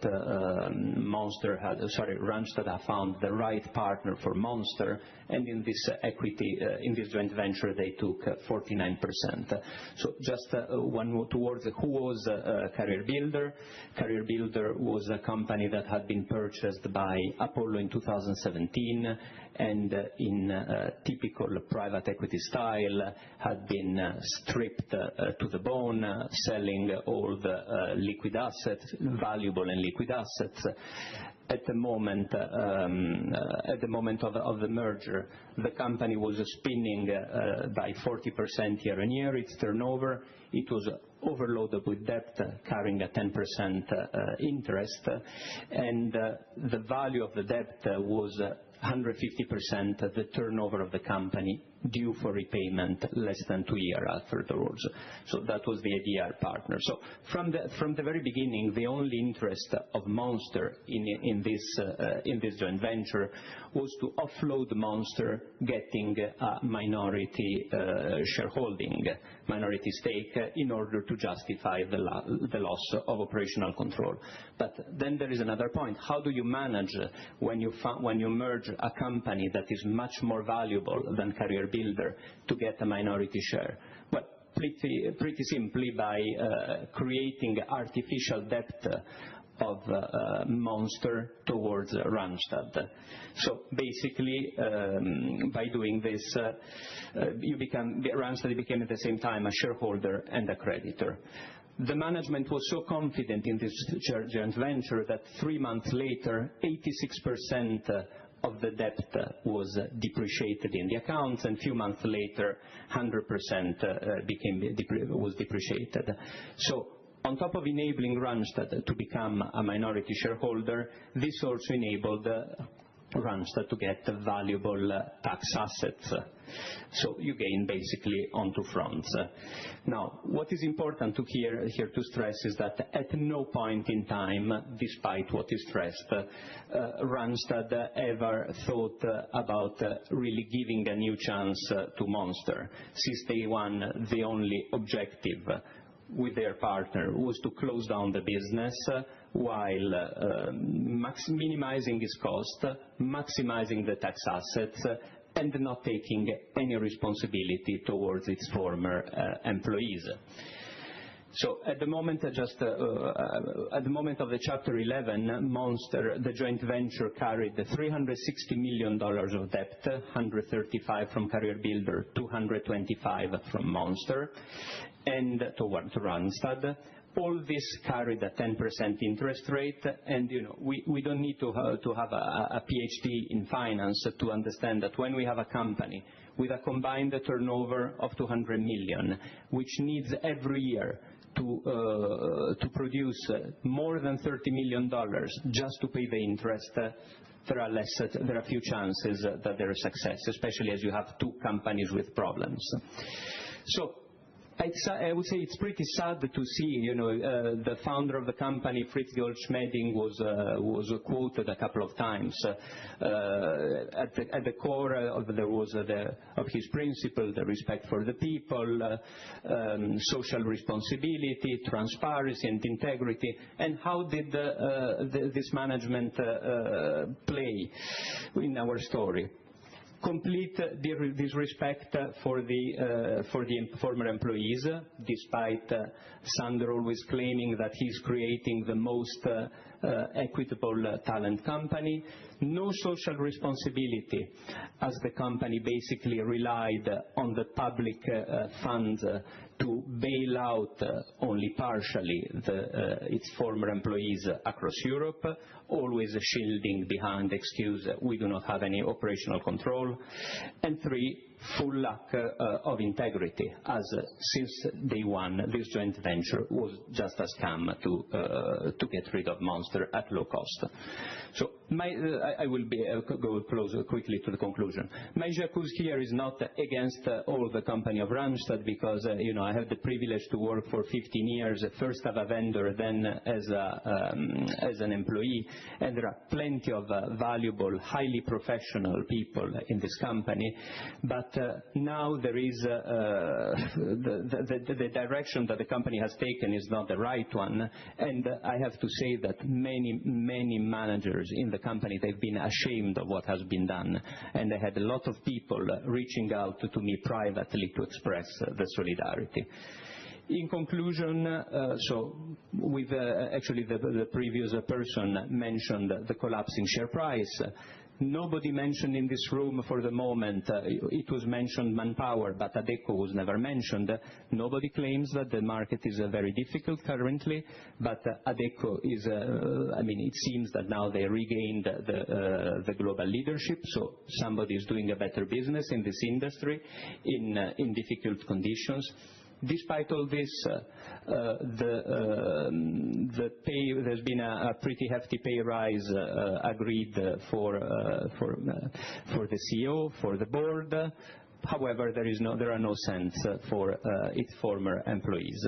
So, dear shareholders, my conclusion is that I do not believe that this management is, quoting a famous The Economist cover page. I don't think this management is fit to lead the company. Thank you very much.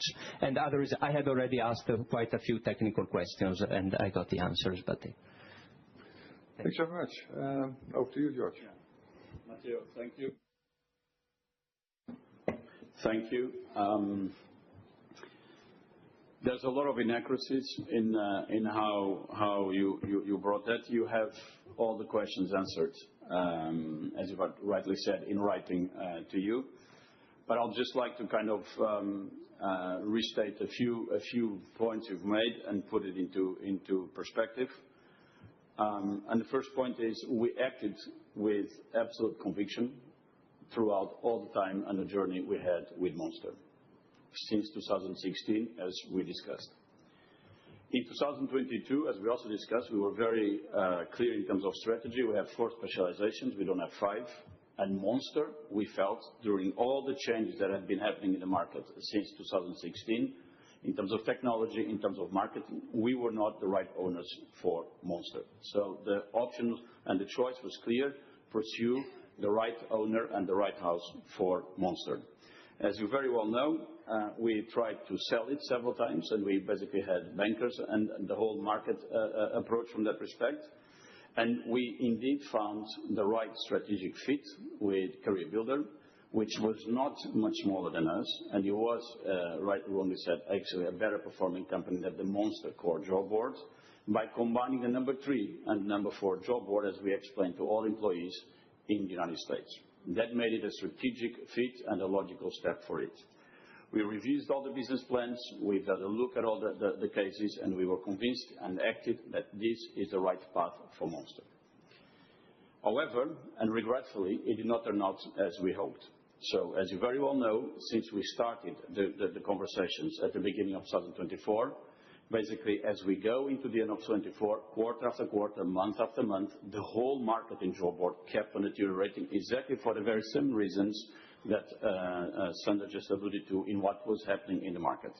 And that meant that all scenarios we had in terms of expectations kept on deteriorating. Then again, we chose what you call loans to do another injection to make sure that the company could restructure and guarantee that more employees will go from work to work and make sure that we prolong the life of the company to exactly do what we wanted to do to integrate the two. We continued in this process in 2025, and again, month after month, the market, the whole market, and therefore our performance as well, kept on deteriorating. Once again, we then basically relegated all the collateral we had to make sure that the company could orchestrate in itself, the joint venture could orchestrate in itself an orderly sales process through a Chapter 11. Most or the vast majority of the jobs were basically sold and found now new owners and new companies. And regretfully, indeed, there is a small part of the employees that did not find that. That part of the employees, we are not the owner of the company anymore, and we've discussed this. At the same time, there are national systems and legal processes in every country to cater and to care for these processes. And we, from a fiduciary duty perspective, we cannot now voluntarily intervene in a relationship that we are a minority shareholder. All the answers are on your document and are public online to you. And that regretfully find ourselves in this situation after quarter, year after year, having invested, protected, and tried everything we could do to see success for Monster and to see success for all the employees of Monster that so many years worked with us. Thank you. George, thank you very much. Eerste ronde nog eventjes. Ja, helemaal. Thank you. Let's continue with the first round at the back of the room.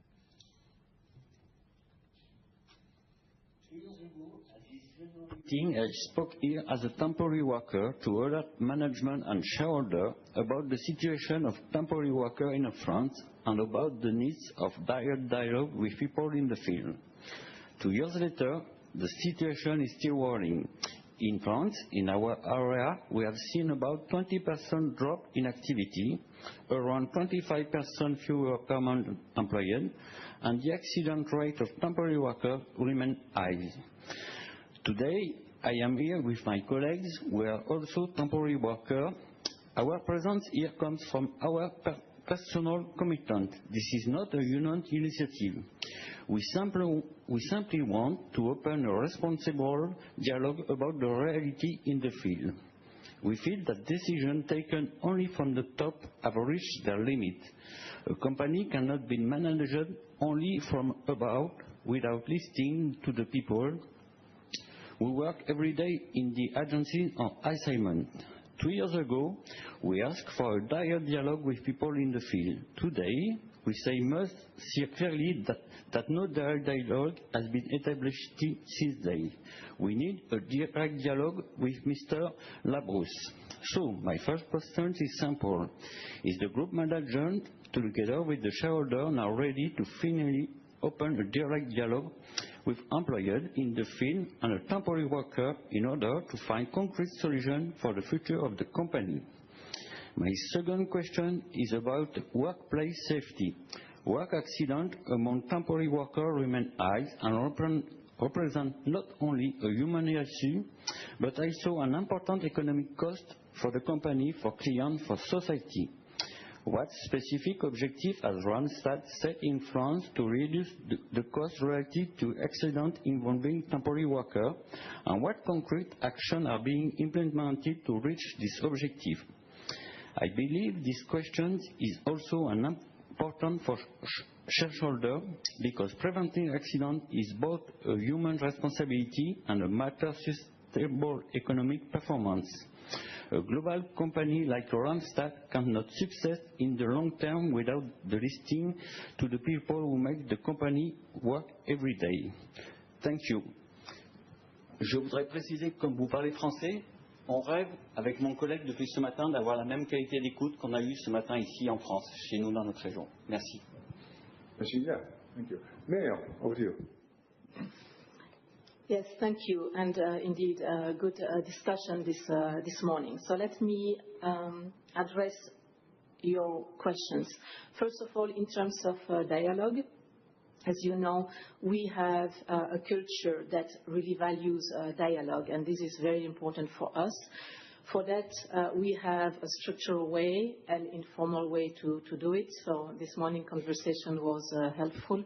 But we have also social partners in countries that are elected by the employees, and we really value those social partnership in countries to share the information in an orderly manner. As it relates to France in particular, we are today, as you know, in negotiations to renew. We have an electoral protocol that is very strict and requires unanimously sign-off by the trade unions. At the present, this is not the case, and therefore the negotiations are going on. As we discussed this morning, I expect that in the course of 26 we will be there because we are making already good progress. In the meantime, we have extended the mandate of the employee representative, and this is important because it allows the representation body to still operate in a very normal way with our local management, obviously. So that's for that part. As part of that dialogue, actually, there were questions about and desire from some trade unions to reach an agreement that aligns with the future operating model. And that's important. So we have already established consultations in the past months, and that continues to be. As you know, one of the pillars of the strategy, we mentioned this earlier on, is specialization.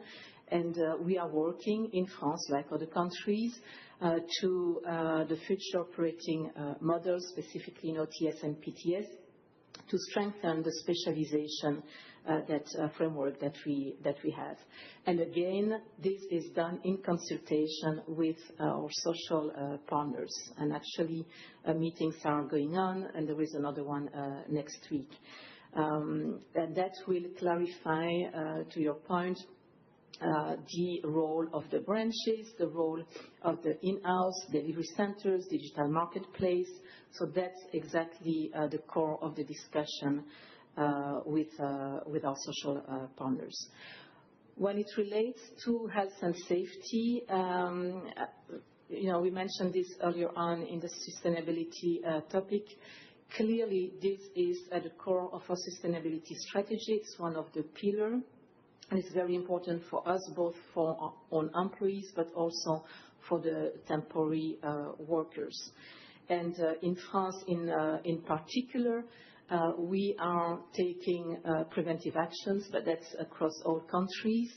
That goes from training to specific webinars and so on, information, best practice sharing also with our clients. We have in France KPIs that we measure closely, like in any countries. And specifically in France, what we see is that we are achieving the best results from the past years. So specifically, we have a frequency rate that we measure, that is the number of accidents at work, and this has reached the lowest level since we started to measure that KPI in the past years. We also measure preventive index in France, that is the percentage of temporary workers without accident. And again, this year in 2025, we have achieved the best level ever in France. So we continue the effort, and thank you for the dialogue and keeping us true to that goal. Thank you. Thank you very much. Meneer Keizer? Yeah. Mr. Keiner. Thank you. As I said, my name is Keiner, VEB, France.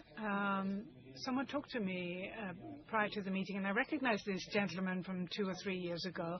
I'm an absolute capitalist, so if there are discussions between workers or employees or intermediaries that say, I want my money or I want a job.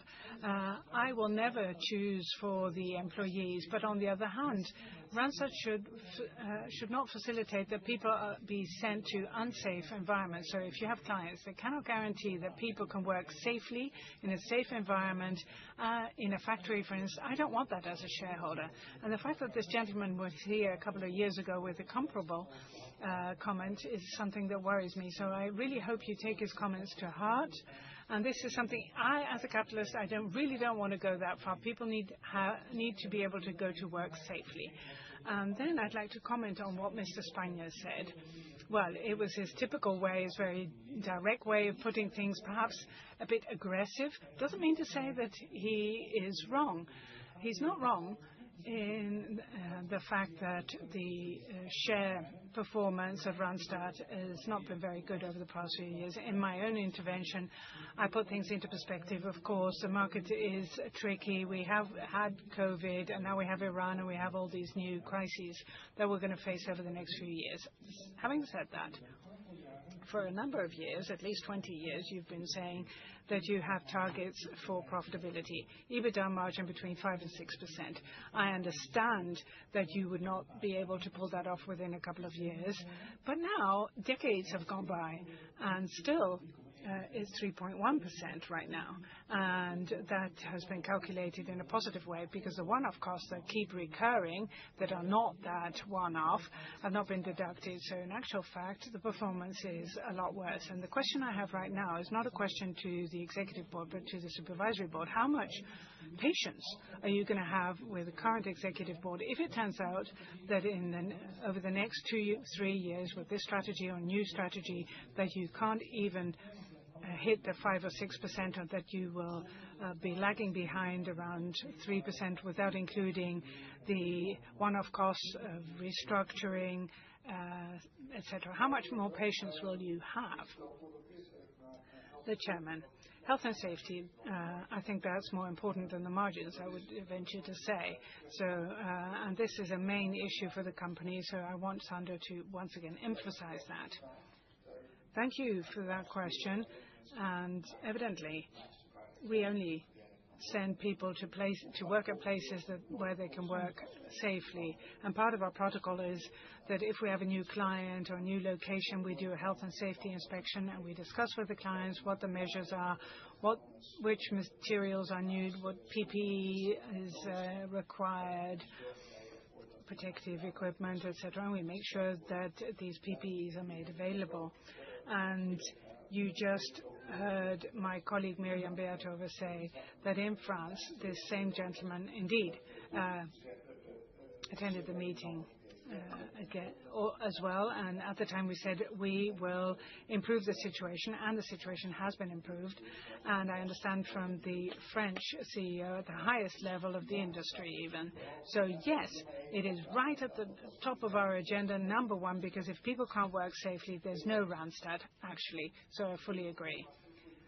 Second question, I suggest we postpone it until when we discuss the reappointment of Sander. Otherwise, we have all these discussions and we rehash them all the time. So if you allow me, I'd like to postpone this matter so that we address it. Ladies and gentlemen, it's almost 12 o'clock and we are still discussing item 2A of an agenda of 9 points. So we really need to speed things up. So if you really have urgent comments, please go ahead, but please be concise. Thank you, Mr. Chairman. I don't know whether I had addressed it, but age discrimination. You yourself discussed people over the age of 50. Well, Randstad's not to blame. Very often it's the client who's to blame. Client comes up with all sorts of issues, additional issues, from which we can infer that the client feels that the temporary workers are too old. It happened to me not so long ago. I like to have a feel for the shop floor. So this colleague couldn't get a job And the client had all sorts of requirements, and she couldn't go along with that. So what can we do about that? Chairman, thank you. And then I think it's Mr. Vreker. And then Mrs. Spanja, if I'm not mistaken. And then we'll close this agenda item. Today is Sander van Noortende's birthday. And there are all these curious things that are coming up. I'd like you to take down in the minutes that he is assisted by a top team. Jeroen Dost is in the top 10 of the most influential supervisory directors. Laurence Bleu is in the top 20, and it's Aris top 50 in case the Hart in the top 60. So it is a top team. And I am putting some challenges to you here. The gentleman on the left-hand side is from Spain. Spain is the most sustainable country in Europe at this point in time, so there's a lot we can learn from Spain. And the line with Brazil. Brazil is a wonderful country, and that can also help us. So if the supervisory board can make sure that we can quickly open branches in more countries, we can boost our performance, because my share was 60 euros now, and now it's 20 euros. So there's a lot of work to be done. You have enough quality. You're repeating your point, says the chairman. Thank you. Mrs. Spanja, please, a concise question. I'm always concise. Always concise, as you know, full well. Let me come back to the lorry drivers. And of course, I know a lot of people who work with lorries, and I ask around. And they say, we go to Randstad, we want lorry drivers, but Randstad can't provide lorry drivers because either they don't have any trainings or they don't have enough training possibilities, not what we need. And Frits Goldschmeding says he was in favor of talent and he trained them himself.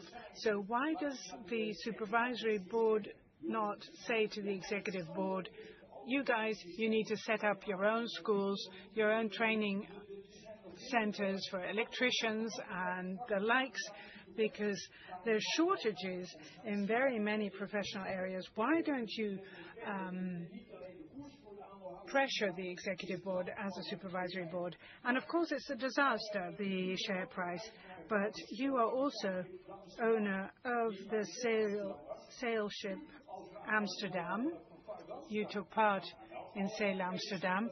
Randstad organized all sorts of parties on the ship. I saw it myself, and I saw all these people. Why is it that we never received an invitation last year to party on the ship, because the ship traveled or was taken back from France? I know that because someone told me, a little bird told me, and I also know that the age category to take people back or to have people returned, you also fix that, so etc., etc. So why didn't we get an invitation for the ship? That was really my question. Well, it'll disappoint you to know which parties the supervisory board attends, but anyway, neither here nor there. Sander, let me start with age discrimination. Obviously, at Randstad, we do not discriminate in terms of age, and should there be any indications from clients that they select people on the basis of their age, we will engage with the client and make sure that the process proceeds in a proper way. That is what I can say and must say about this. As far as the lorry drivers sector is concerned, Mr. Spanja, I thought you were going to say, why doesn't the supervisory board start driving lorries? That's what I thought you would say. But hey, we have a specific team, specialization in the Netherlands for the lorry drivers who cooperate with training centers for lorry drivers. So what you say is precisely what we're doing, and we do that. We don't have our own training centers, but we do have reserved places in the training centers for Randstad. So we're working on that, and every day we are making progress, and we are placing new lorry drivers. Mr. Spanja. Mr. Spanja speaking off mic. The interpreter can't hear what Mr. Spanja is saying without a microphone. Very sorry. Mr. Spanja, you made your point. Agenda item 2B, corporate governance structure and compliance with the corporate governance structure in 2025. All the relevant information you can find on pages 145 to 160 of the annual report. Are there any questions? So now we can proceed to 2C, which is a remuneration report 2025. You'll find that in the annual report, pages 145 to 160. And I'd like to give the floor to the chair of the Remuneration Committee, Annette Aris, to give a short introduction. I am pleased to elaborate briefly on the remuneration report for 2025, which you will also find in the annual report. It was discussed this morning that 2025 was another challenging year due to difficult, volatile macroeconomic and specific market conditions. By focusing on rigid cost control, the impact on profitability was limited while strategic investments continued. In part as a result, this significant progress was achieved in implementing the Partner for Talent strategy. For example, increased specialization and the successful rollout of fully integrated front office IT platforms and digital marketplaces. In 2025, this general meeting of shareholders approved the amended remuneration policy for both the executive board and the supervisory board, with 87% and 88% of the votes cast, respectively. In 2025, remuneration was last approved in accordance with the policy at that time. In this year's remuneration report, we have once again sought to improve clarity and reliability. In 2025, the base salary of the CFO and CHRO was increased by 3.9% in keeping with the weighted group average for employees. The base salary of the CEO and the COO at the time was not increased. The short-term financial targets resulted in a payout of 76% of the target, whereas the short-term non-financial targets resulted in 103% of the target, meaning that the combined STI for the CEI equaled 98.7% of base salary, and for the other members of the executive board, 82.5% of base salary. As for the long-term performance share plan, which was conditionally granted in 2023, vested at the end of 2025 and resulted in a payout of 68% of target. I am pleased to answer any questions there may be. Mr. Keyner.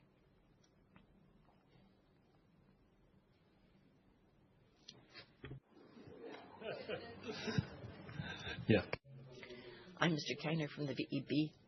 I'm in between both of the ladies holding microphones. I have no criticism of the remuneration system. It is what it is and was approved by shareholders. But for you as Remuneration Committee, it must seem very awkward that in a situation where shareholders for several years in a row seem to have lost out on their Randstad investment, that any bonus at all is taking place.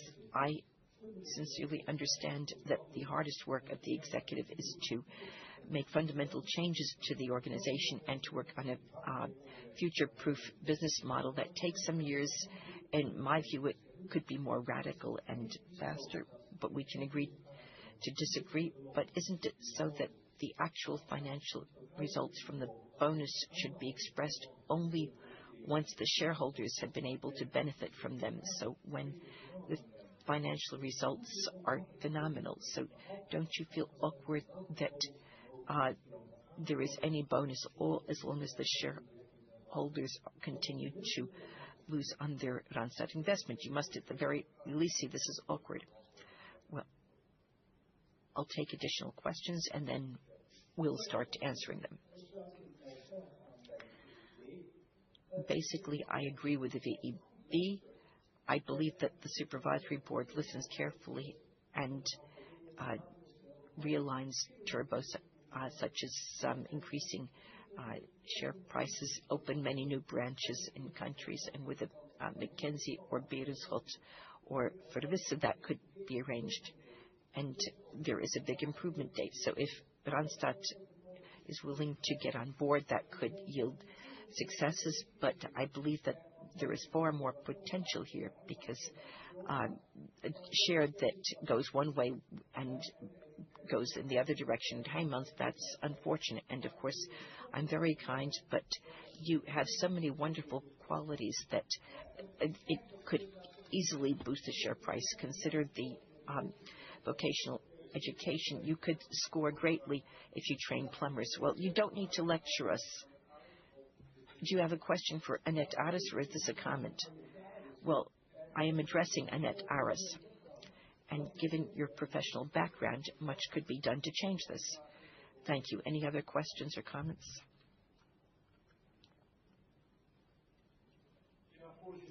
Yes, Mr. Chairman. Just as the VEB says,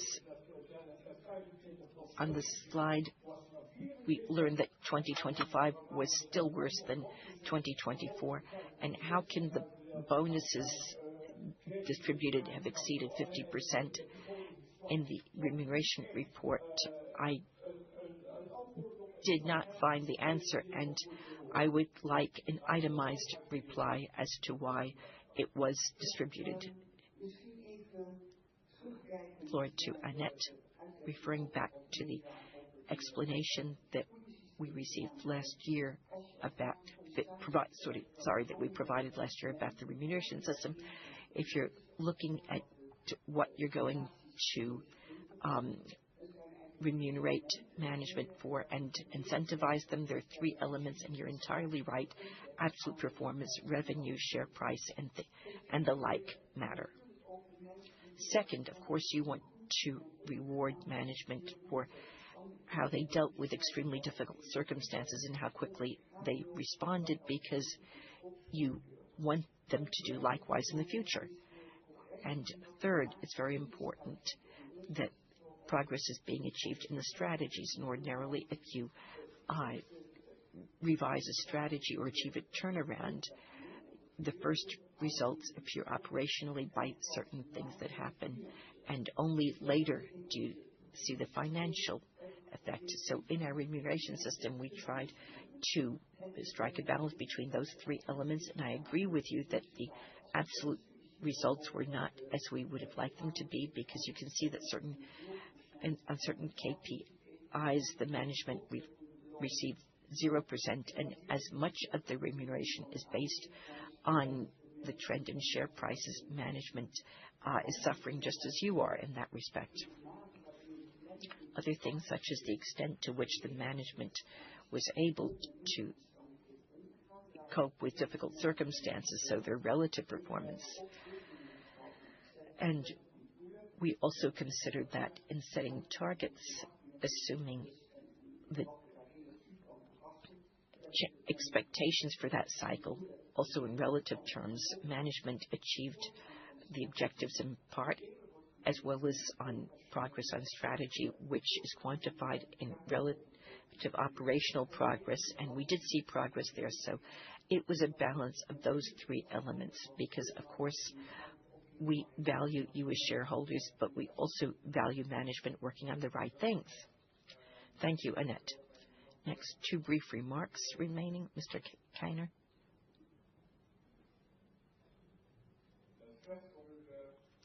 So apparently there's a fight to give you the microphone. My name is Mr. Keiner, not with a Z. I understand that remuneration systems are highly complex, but what I sense from your reply is that they really did their best under very difficult circumstances. And we're not doing as badly as our competitors. Look at them. And I have a twofold answer. One is your management so impatient that they cannot await the fruits of their huge efforts financially, so the financial results as well as in how it reflects in the share price?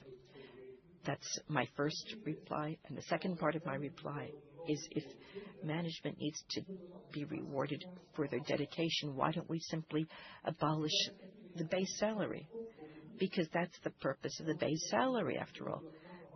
But if you say Well, you as shareholders also benefit, but the shareholders are experiencing a deterioration of 10, 20, or 30, 40%. The base salary is not being reduced by 40%.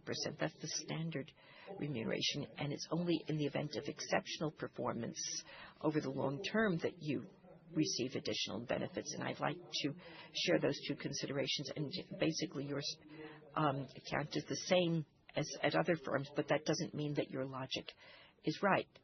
Thank you very much. Matteo Nicolò again. Just one comment. Obviously, the achievement of a target is the result of the target that is set. The financial target is the EBITDA. So EBITDA of last year was 752 million euro. The EBITDA target was 650, so there is a minus 14% year on year. So here my question is, wasn't maybe the target a little bit shy? Usually in businesses, there are not many businesses that provide the targets with a big minus double-digit number. First thing. Second thing, we always speak that we are doing better than the competition, but I insist, I still feel that here the elephant in the room, Adecco, is never mentioned by anybody. And historically, it's always been a tight race between Randstad and Adecco. Adecco has been doing very well in the past 2 years. So I insist, the environment is complicated. Nobody's questioning this, but somebody is doing probably a better job. Thank you.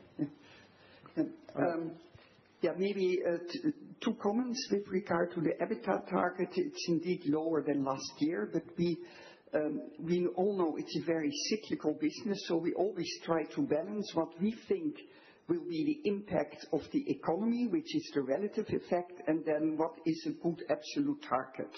And our expectations for this year, for 2025, were definitely lower than for 2024 economy-wise, not even in taking into account all the geopolitical happenings which we had actually no idea from when we set the targets at the end of 2024. With regard to Adecco, you will see we have one important financial target, which is relative revenue growth versus the main peers. That compares our performance amongst others with Adecco, and you see that the target achievement on that one has been 0%. So we definitely look at that aspect. Thank you. And I propose that we move on to the vote, the advisory vote on this and the next. The voting system will remain open during this item and throughout the rest of the meeting. The exact text appears in the agenda after 8B. I will close the vote, and then Jelle Miedema will disclose the voting results after any other business. On to 2B, proposal to adopt the financial statements for 2025. You'll see that on pages 161 through 234 of the annual report, and it's been described in detail. I'm pleased to start by giving the floor to the Audit Committee, Laurence Dubroux, to describe some of the activities of the Audit Committee in 2025 and cooperation with the external auditor. And after that, we'll hear from Jacobine Brinkman on behalf of PricewaterhouseCoopers. Laurence. Good morning, everyone. So 2025 was obviously marked by continued business challenges, but also on the positive side by sustained progress in the transformation of the company. In that context, balancing long-term strategic priorities with short-term operational realities required a strong focus on financial discipline indeed. As you know, the Audit Committee supports the full Supervisory Board in overseeing Randstad's financial statements, financial and non-financial reporting processes, the financing policy, and the risk management system.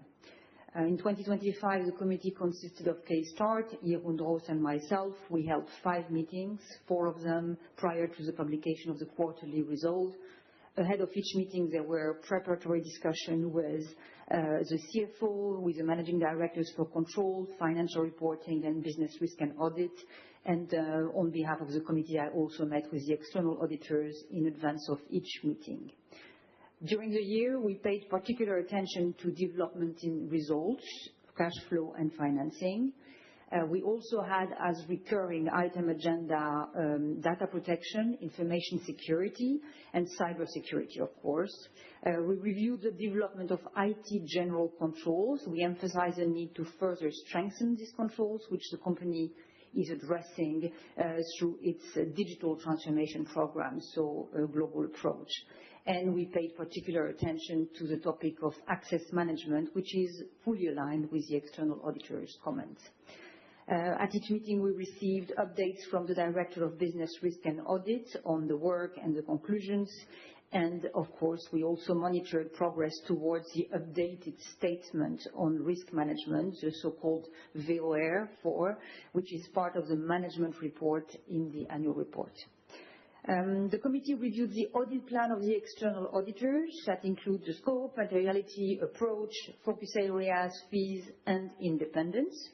And as this was the first year of PwC as external auditor, attention was, of course, given to the transition. I am pleased to report that no significant findings requiring action were identified in the transition process. The committee continued with a good practice of holding at least one annual private session with the external auditor without management present. In addition to the financial audit, the Supervisory Board has requested that PricewaterhouseCoopers perform limited assurance procedures on selected non-financial organizations in accordance with CSRD. And still on CSRD, the committee reviewed in depth the updated double materiality assessment. As a conclusion, I would like to thank the global finance team, as well as the internal and external auditor for their hard work and for the dialogue with the audit committee. Thank you. Thank you very much. Then I would like to hand over to Jacobine. Ja, mijn naam is Jacobine Brinkman. I'm Jacobine Brinkman. I'm the external auditor of Randstad on behalf of PwC, and I work closely with Martin Bond as such, who is also present here. As you will have read, we issued an unqualified audit opinion on Randstad's 2025 financial statements. That means that the financial statements accurately reflect Randstad's financial position as at 31 December 2025. It also means that Randstad's annual report contains all material relevant information required by law. We have also issued a review report on Randstad's sustainability reporting. That means that based on the work performed and the information obtained, no information has come to light suggesting that the sustainability information is incorrect. I'm now pleased to explain a few key areas of focus and findings from our audit. The first year of the audit. This was the first year of our audit that's been mentioned a few times.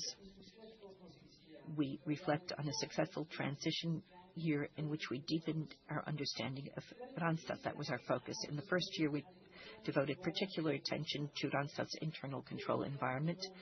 The internal control environment is the entire system of how Randstad is organized to ensure that everything runs smoothly. It encompasses the culture, rules, processes, and management and staff attitudes, together ensuring reliable financial reports, compliance with laws and regulations, and prevention of errors or fraud.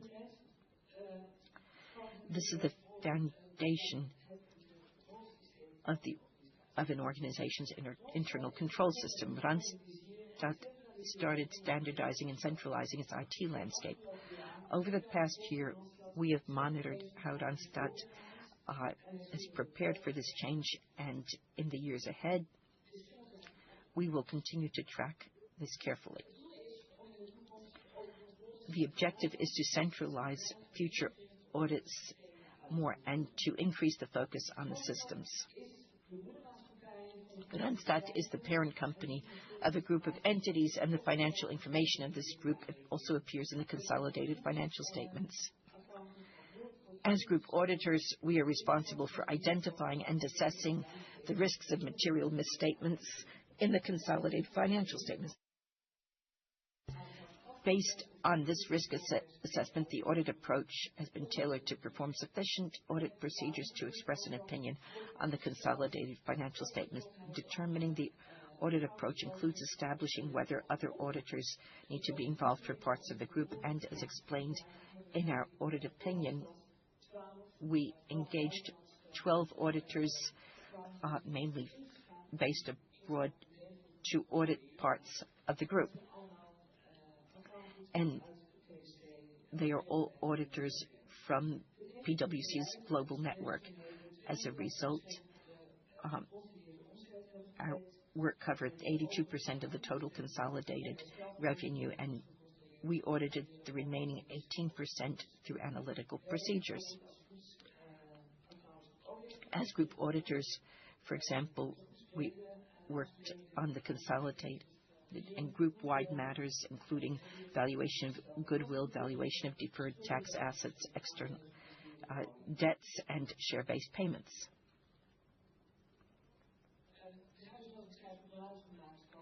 So, as I mentioned, we used local auditors for the group entities because they're more familiar with local laws and regulations and are therefore better able to perform the audit. We drafted instructions to this effect and stated our expectations as to what they were expected to do in their work. We participated in discussions about scheduling the local audits and monitored progress through ongoing communication, and we met with all auditors in all group entities, both online and in person. These in-person meetings took place in the United States, the Netherlands, France, Belgium, and Germany. And we also held joint discussions with local management regarding the performance of the group entity and the internal control environment. We reviewed the work of the local auditors, received written communication, and attended key meetings of group entity auditors with local management. By combining the work at group entity level with the work that we performed as group auditors, we are able to substantiate our opinion about the group and our unqualified audit opinion. Now, materiality. For the audit, we defined a materiality threshold, and in this audit established 50 million euros as the materiality threshold based on 0.25% of total revenue. We also reported all audit differences exceeding 2.5 million euros to the supervisory board. In our opinion, as with all our clients, we address fraud risks and business continuity. In our report, we specifically addressed several fraud risks we identified at Randstad and the procedures that we carried out in response. First,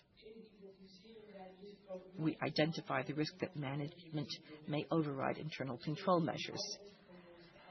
In all our audits, we address this risk because management is uniquely positioned to commit fraud due to the possibility to manipulate the accounts and draft fraudulent financial statements by overriding measures that otherwise seem effective. So, to this end, we use data analysis to identify unusual transactions and subsequently worked on those, including inspecting source documentation. We also paid specific attention to access security within the IT systems and the possibility that this could lead to a breach of separation of duties. Our work did not yield any indications of fraud or suspicions thereof. Next, the second fraud risk in revenue recognition. Management is entitled to bonuses that depend in part on achieving certain financial targets such as revenue growth. This may lead to management bias and to incentives to overstate revenue by recording fictitious revenue transactions. What did we do about this? We performed our audit procedures using a combination of testing internal controls and detailed procedures. We also used data analysts to identify revenue transactions that did not follow standard business processes and further examined these transactions. I'm almost done. 2 more pages. Our audit work did not reveal any specific indications or suspicions of fraud relating to preventing the reported revenue. Key audit matters in our audit are issues that we pay particular attention to in our work. In the previous audit, we identified evaluation of goodwill as a key audit matter because determining this value is subject to considerable estimation uncertainty. Our work included in part retaining experts, and we also questioned the management about evaluation of goodwill, especially when a 9-year projection period is used, and the assumptions of management concerning, in part, revenue growth, EBITDA margin, and the discount rate applied. Wherever necessary, we substantiated internal information from management with external evidence. And for those cash flow generating units in which there could be an estimate of a loss in value, we assessed the current results for the current year with the projected figures from the previous year to assess whether in those projections the assumptions had been overly optimistic. And we used the outcome of this comparison as input to test whether the management's assumptions were reasonable and sensitive for future cash flows. Based on the work we did and the audit evidence obtained, we consider management's assumptions to be reasonable and agree with the valuation of goodwill. I mentioned earlier that we look back positively on our first year as Randstad auditors. Our colleagues in group entities have also indicated that the transformation went smoothly and in good cooperation, and that they appreciate the fresh perspective we offer. In addition to our regular interactions with, for example, Randstad's finance, legal, IT departments, and business risk and audit function, we spoke with various members of the management. In addition, I attended the audit committee and supervisory board meetings.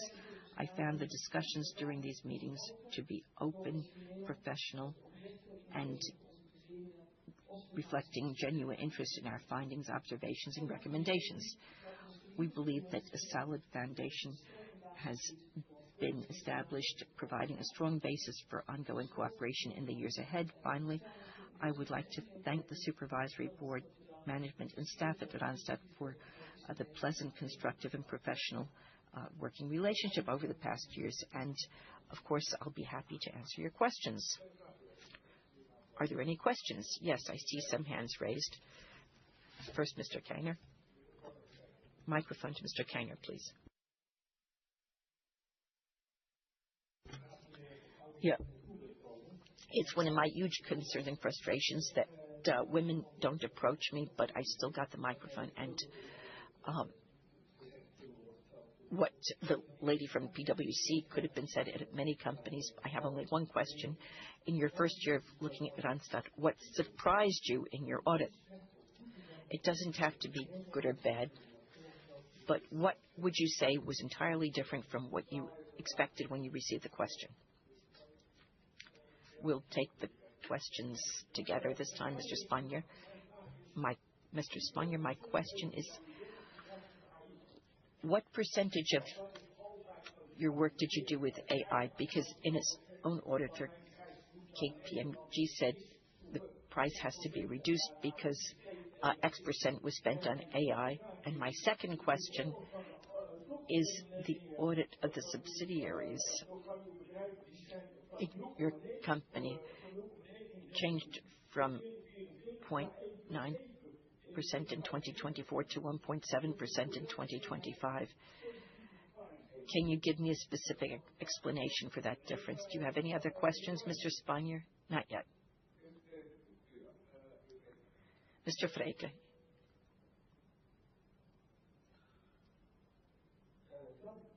Thank you. We live in Europe, the country with the greatest affluence, and all our important data are in the United States. And somebody is in charge who is traveling around the world with a shotgun. How can we improve to avert the risk of our systems succumbing and us no longer having access to our data? How has that received consideration and been secured also in relation to AI? First, what surprised you? Well, yes, I was thinking about what surprised me. Well, we weren't that surprised, but we did determine that when you're working with a new company in the first audit year and the company it is present in so many different places, then the job is always bigger than you initially expected. And before we can do our work, we need to understand exactly how certain processes take place one step at a time. And this company also includes many different systems, and that's very time-consuming, perhaps more than we expected in advance. So that may have been one point where we thought, okay, all those different systems are a lot of work. We are very eager for greater harmonization and standardized systems, but I believe that management intends to do that. Now, next to that, AI. Well, I couldn't tell you what percentage was done by AI, but we're working with AI in many different fields, and we challenge our teams to make things easier for themselves every day and sometimes to improve their insights with all the resources available. But the exact share, I didn't add it up, but it is a very important principle. And in the years ahead, it will become increasingly important. And the question about the subsidiaries, what did that question relate to? You were talking about the fees. Speaker off mic, interpreter apologizes. Speaker off mic, interpreter apologizes. That must be the BDO. That's not us.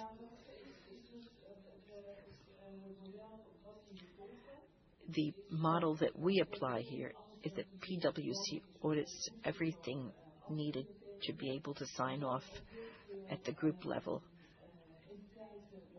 There are also a great many local entities that require local financial statements or statutory financial statements. And in our model, those are all audited by BDO. We're not BDO. And in the shift from Deloitte to PwC, of course, we redefined our scope. So sometimes we audit slightly different group entities than our predecessors did, and BDO therefore also audits different group entities. So there was a shift, but that's not the part that we do. Speaker off mic, interpreter apologizes. Perhaps George could say a bit about that. I can't say that not of the other group entities. That's what I was explaining. Only for the consolidated financial statements. So the next question concerned the systems. Are we dependent on the United States? Has that been checked? Well, I believe that question is for management. We did not focus on that specifically.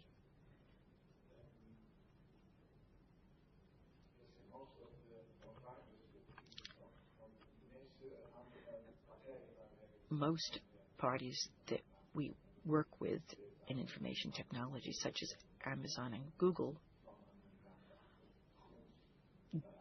do indeed hail from the United States. Of course, we took all measures that behoove a good company, such as security, backup, and everything related to that.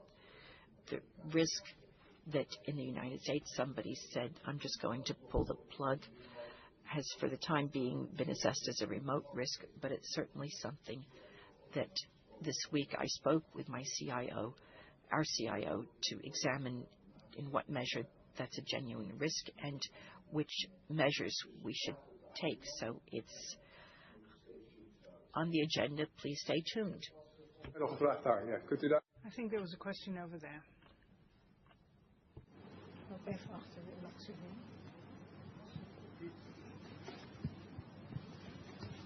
My name is Dekker. My name is Dekker. I'm from Utrecht. I have a detailed question. And this detailed question concerns a key audit matter, goodwill. We have text about this on page, let me take a peek, page 178, if I'm not mistaken. 87, says the speaker. Sorry, page 177 and page 187.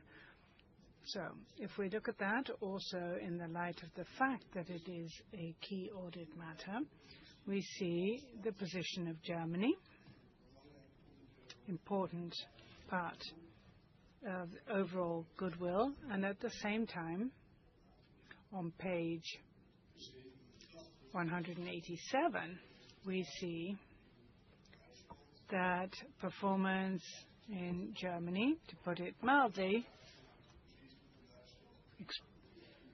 to be justified, of course, given Germany's position and economic position, well, that the performance of Germany was not favorable.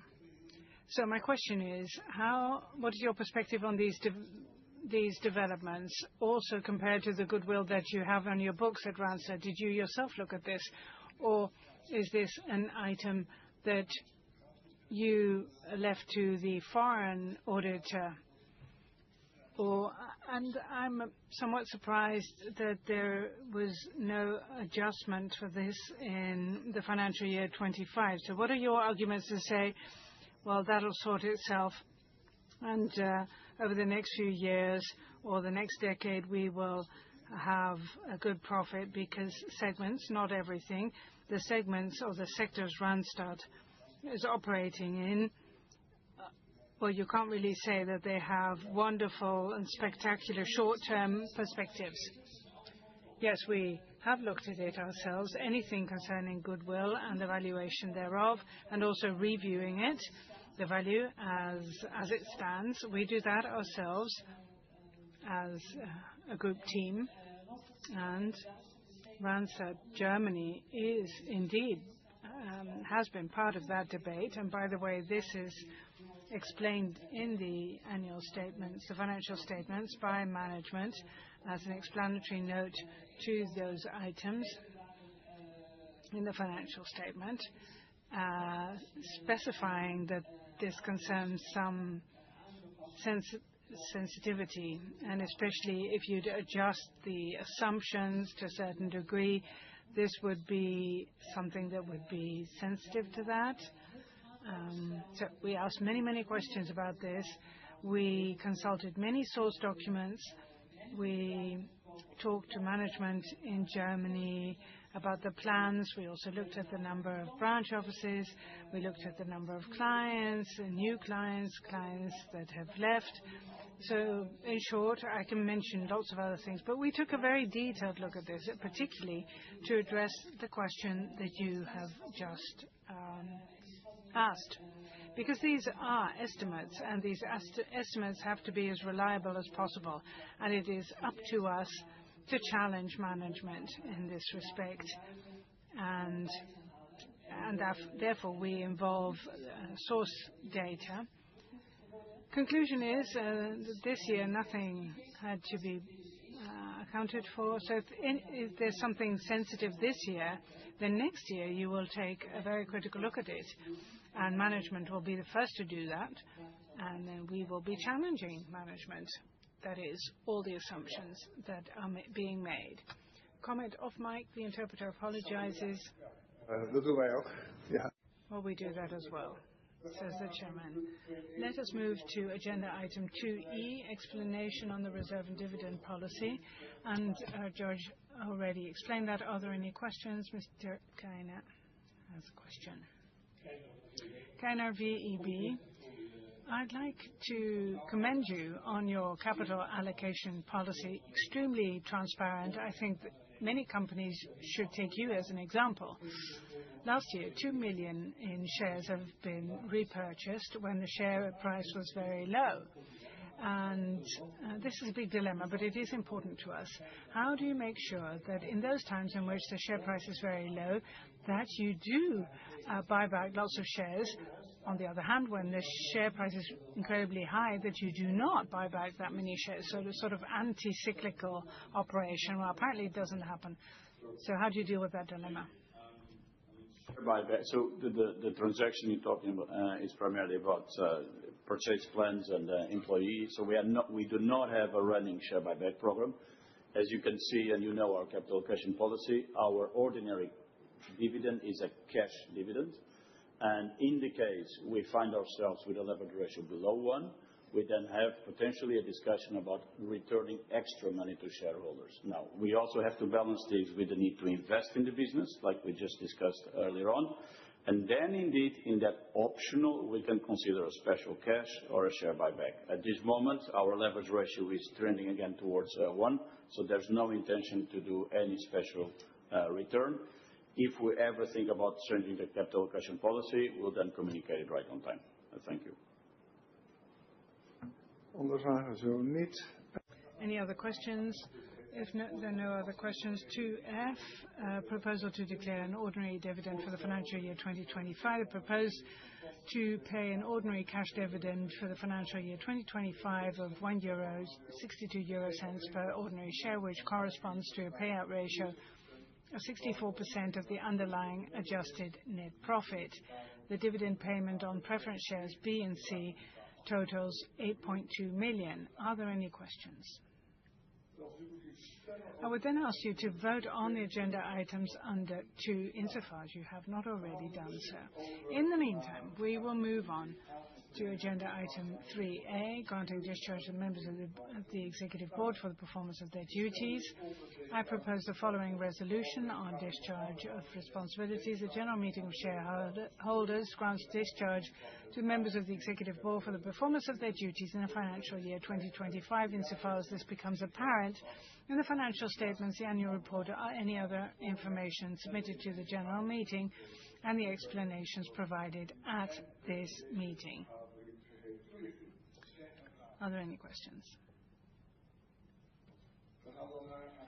Now we can move on to agenda item 3B, granting discharge to the members of the Supervisory Board for the performance of their duties.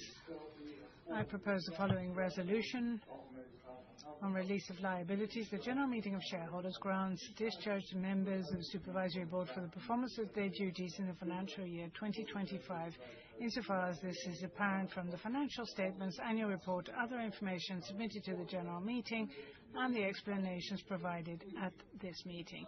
Are there any questions?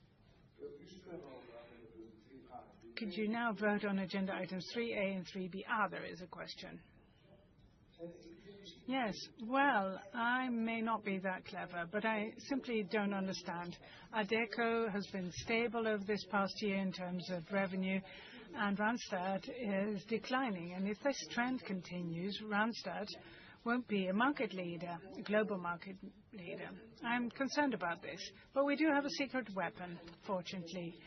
And he is in the top 20 of the top supervisory directors, Robert Jan van der Krans. And he always showed all these increasing statistics. And so perhaps you can include him, because I do think that there are important targets: independence from energy, independence from the United States, and also boosting revenues and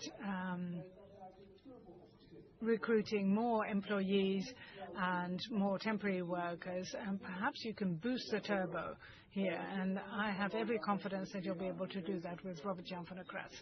Okay, so can you now please cast your votes for items 3A and 3B? Now, on to agenda item 4, proposal to amend the remuneration policy of the Supervisory Board. And I'd like to give Annette Ares, the Chair of the Remuneration Committee, the floor to briefly explain. Yes, last year, as you know, we introduced a remuneration for the new technology committee, which was introduced at the time, assuming that this committee would be meeting twice a year. Well, as you all know, the whole subject of technology has become increasingly important, and it turns out that there is a need to meet at least once every quarter. So it is our proposal to increase the remuneration for the committee, which was lower than the remuneration of other committees. So to bring it in line with the remuneration committee and the nomination committee. So the increase is as follows. So the chair from 15,000 euros to 21,000 euros, and for the members from 10,000 to 15,000 euros. And this is in line with what the members of the other committees receive. Are there any questions? Yes, Mr. Spagna. Ms. Aris. Well, Chairman, can I ask a question to Ms. Aris directly, or should I ask the question through yourself? Yes, you can ask the question to the chairman, says the chair, and I will decide who answers the question. Mr. Spagna. Okay, my question. Okay, last year this committee was set up, but last year we also knew that technology was very important. How is it that you didn't know last year that you might want to meet every quarter or perhaps even every month? Why is it that just after a year, all of a sudden you realize that the members require a 50% higher remuneration and the chairman even more? How is it that after 12 months you realize that you made a mistake? Is this symptomatic or something like that? We made mistakes because the numbers of 24, 25 were disastrous as well. We've had a disastrous situation for 11 or 12 quarters. Well, you could also turn it around. We have understood that this takes more time, so this is why we're making the proposal. So I think we can leave it at that, says the chairman. Agenda item 5, proposal to reappoint Sander van het Noordende as member of the executive board. You can read the explanation for this in the agenda. Sander was appointed as a member of the executive board in January 2022 and has been chairman and CEO since March 2022. Under his leadership, Randstad's Partner for Talent strategy has been rolled out, including a clear strategic vision, a number of strategic priorities, and a long-term perspective for value creation for all Randstad stakeholders. He possesses extensive knowledge of digital developments that impact our sector and our business model. Adapting our strategy is essential now that our industry has been facing both cyclical and structural challenges for some time. Randstad is therefore fully engaged in a phase of strategic implementation and change. This requires leadership, perseverance, and an energetic, consistent approach and execution. It is therefore crucial that Sander continues to contribute to Randstad. During his earlier presentation, he discussed at length what has been achieved over the past 4 years and what he sees as key priorities for the coming term. And so the Supervisory Board proposes to reappoint him for a second term of 4 years. Are there any questions? Please, go ahead. Well, you've already made a number of statements. Well, not you personally, but others have earlier on in the meeting. So I suggest to all of you that if you have a point to make, you can always ask questions, but please be respectful. My name is Stevens, the Foundation Legal Protection of Investors. We would like to hear from Mr. Noordende why he wants to continue in this position for another 4 years. Have headhunters approached you over the past few months asking you to switch to another company? That's a good question, says the chairman. Sander. Well, from time to time you do receive phone calls, but I don't answer the phone, or I always keep the conversation short. So That really is a short answer to your question. Why do I want to remain CEO, chairman of the executive board? Really, the main reason is that we have embarked on a strategy and we've been through a difficult time and we see the first results of the strategy, but we're not done yet, not for the time being. So the job is not done and we have to keep up the good work for the best results, which is why I'm happy to commit for the next 4 years in order to finish the job in such a way that we have a Randstad fit for the future. Thank you. Any other questions or comments? Please go ahead. Yes, Ken is my name. I'd like to remind you of a comment that we made earlier on.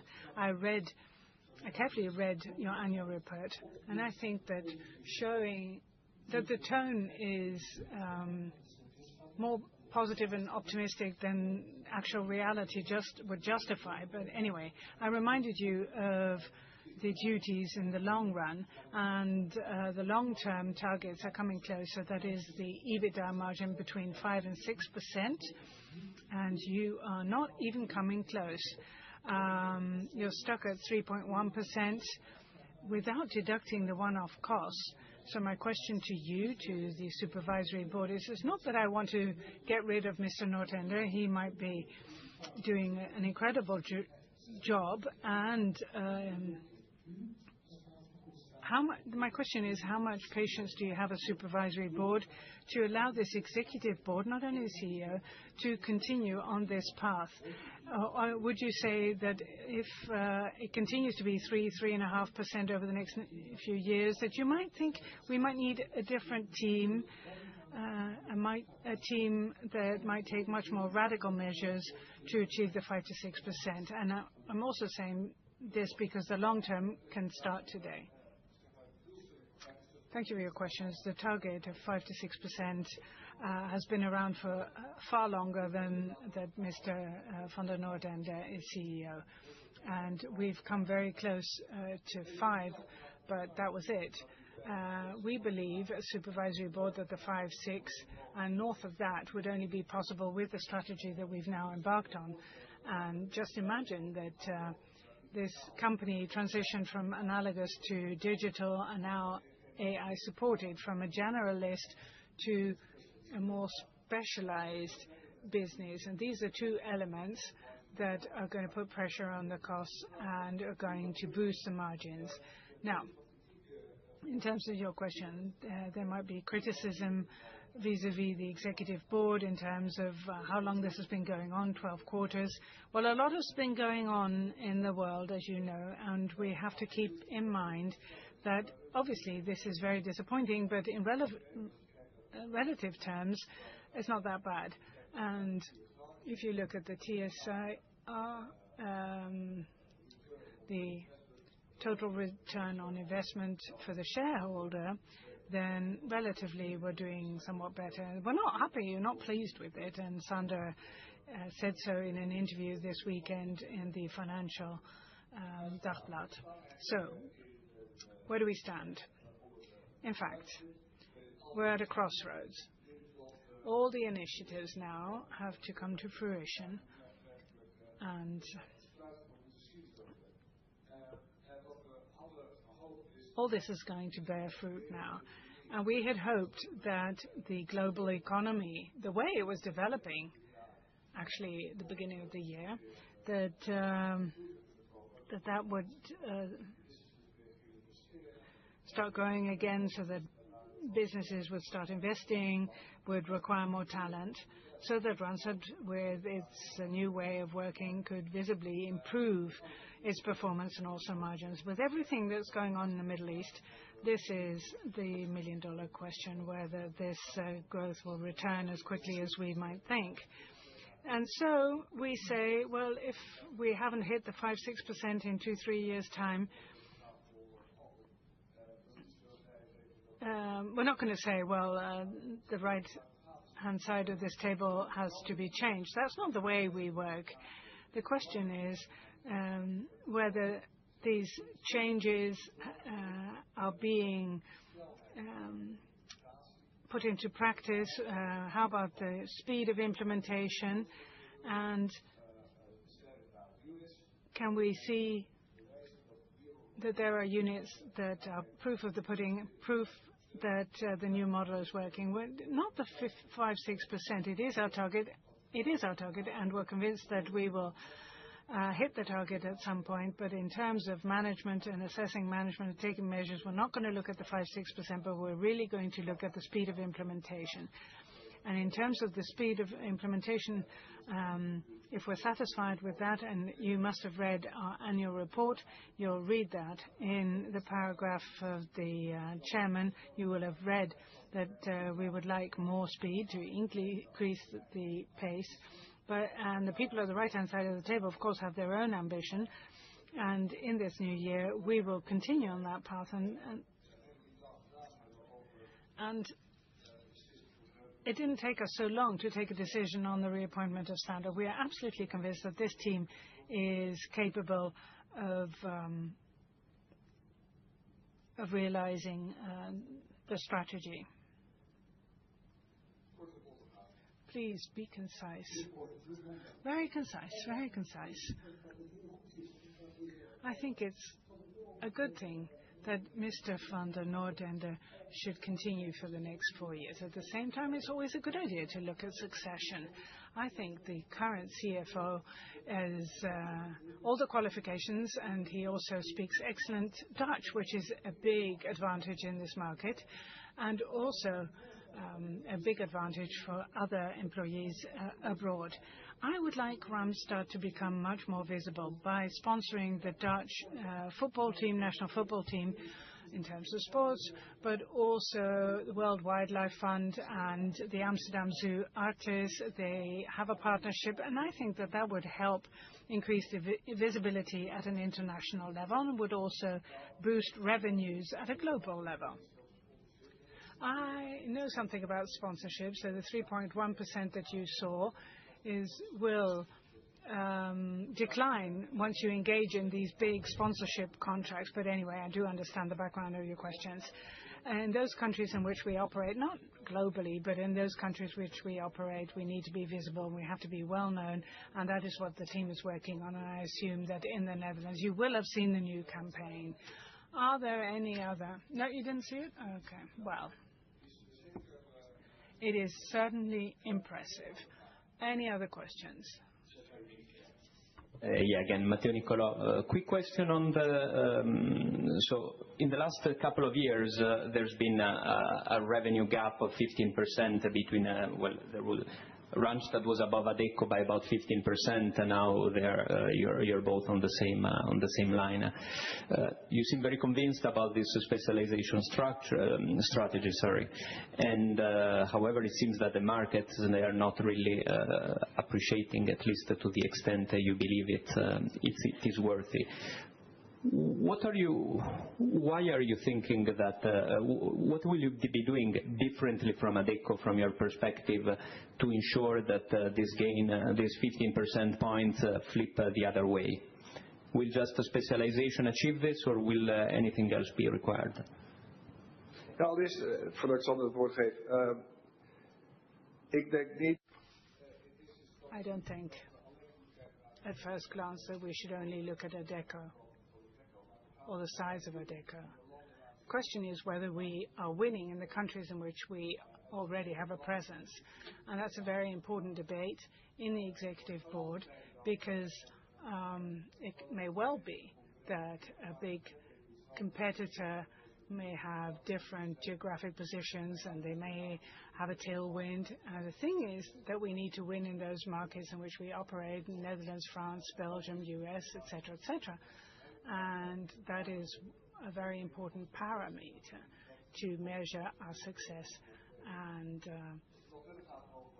the impact of the executive board and Randstad, how it's growing vis-a-vis Adecco, what the differences are. Sander, do you have anything to add? No, not really. We have a strategy that works. It focuses on specialization and focusing on talent, delivery of excellence, digitization, making sure that we have the overall best team. We're doing that, and we are going to do that. and that will lead to the desired results, I'm sure. Thank you. If there are no further questions, you can now proceed to vote on this agenda item. And before we proceed to item 6, before we move on to agenda item 6, I'd like to mention a bit about Annette Addis's membership of the Supervisory Board. You joined in 2018, and you have served on the Remuneration Committee and have been extremely involved in the organizational and strategical aspects of Randstad, especially in terms of strategy and digital remuneration policy. You provided an extremely important contribution to the Supervisory Board discussions. You did so in an extremely pleasant manner, and you were always thoroughly prepared. You had all those details ready and helped us reach a synthesizing conclusion that really mattered. And we're very grateful for all those years that you did your best for this wonderful company.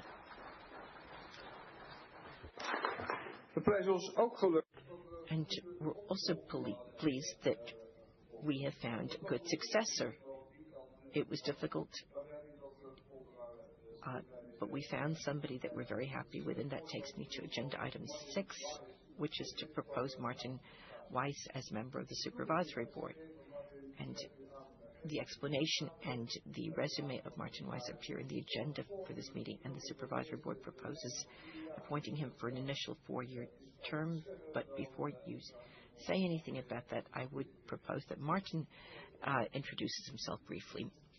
We're pressed for time, so I'll be very short. First of all, I'm absolutely delighted to be proposed for a term for 4 years on the Supervisory Board of Randstad Corporation. My personal career has now gone on for over 3 decades. I started out in consulting with McKinsey & Company.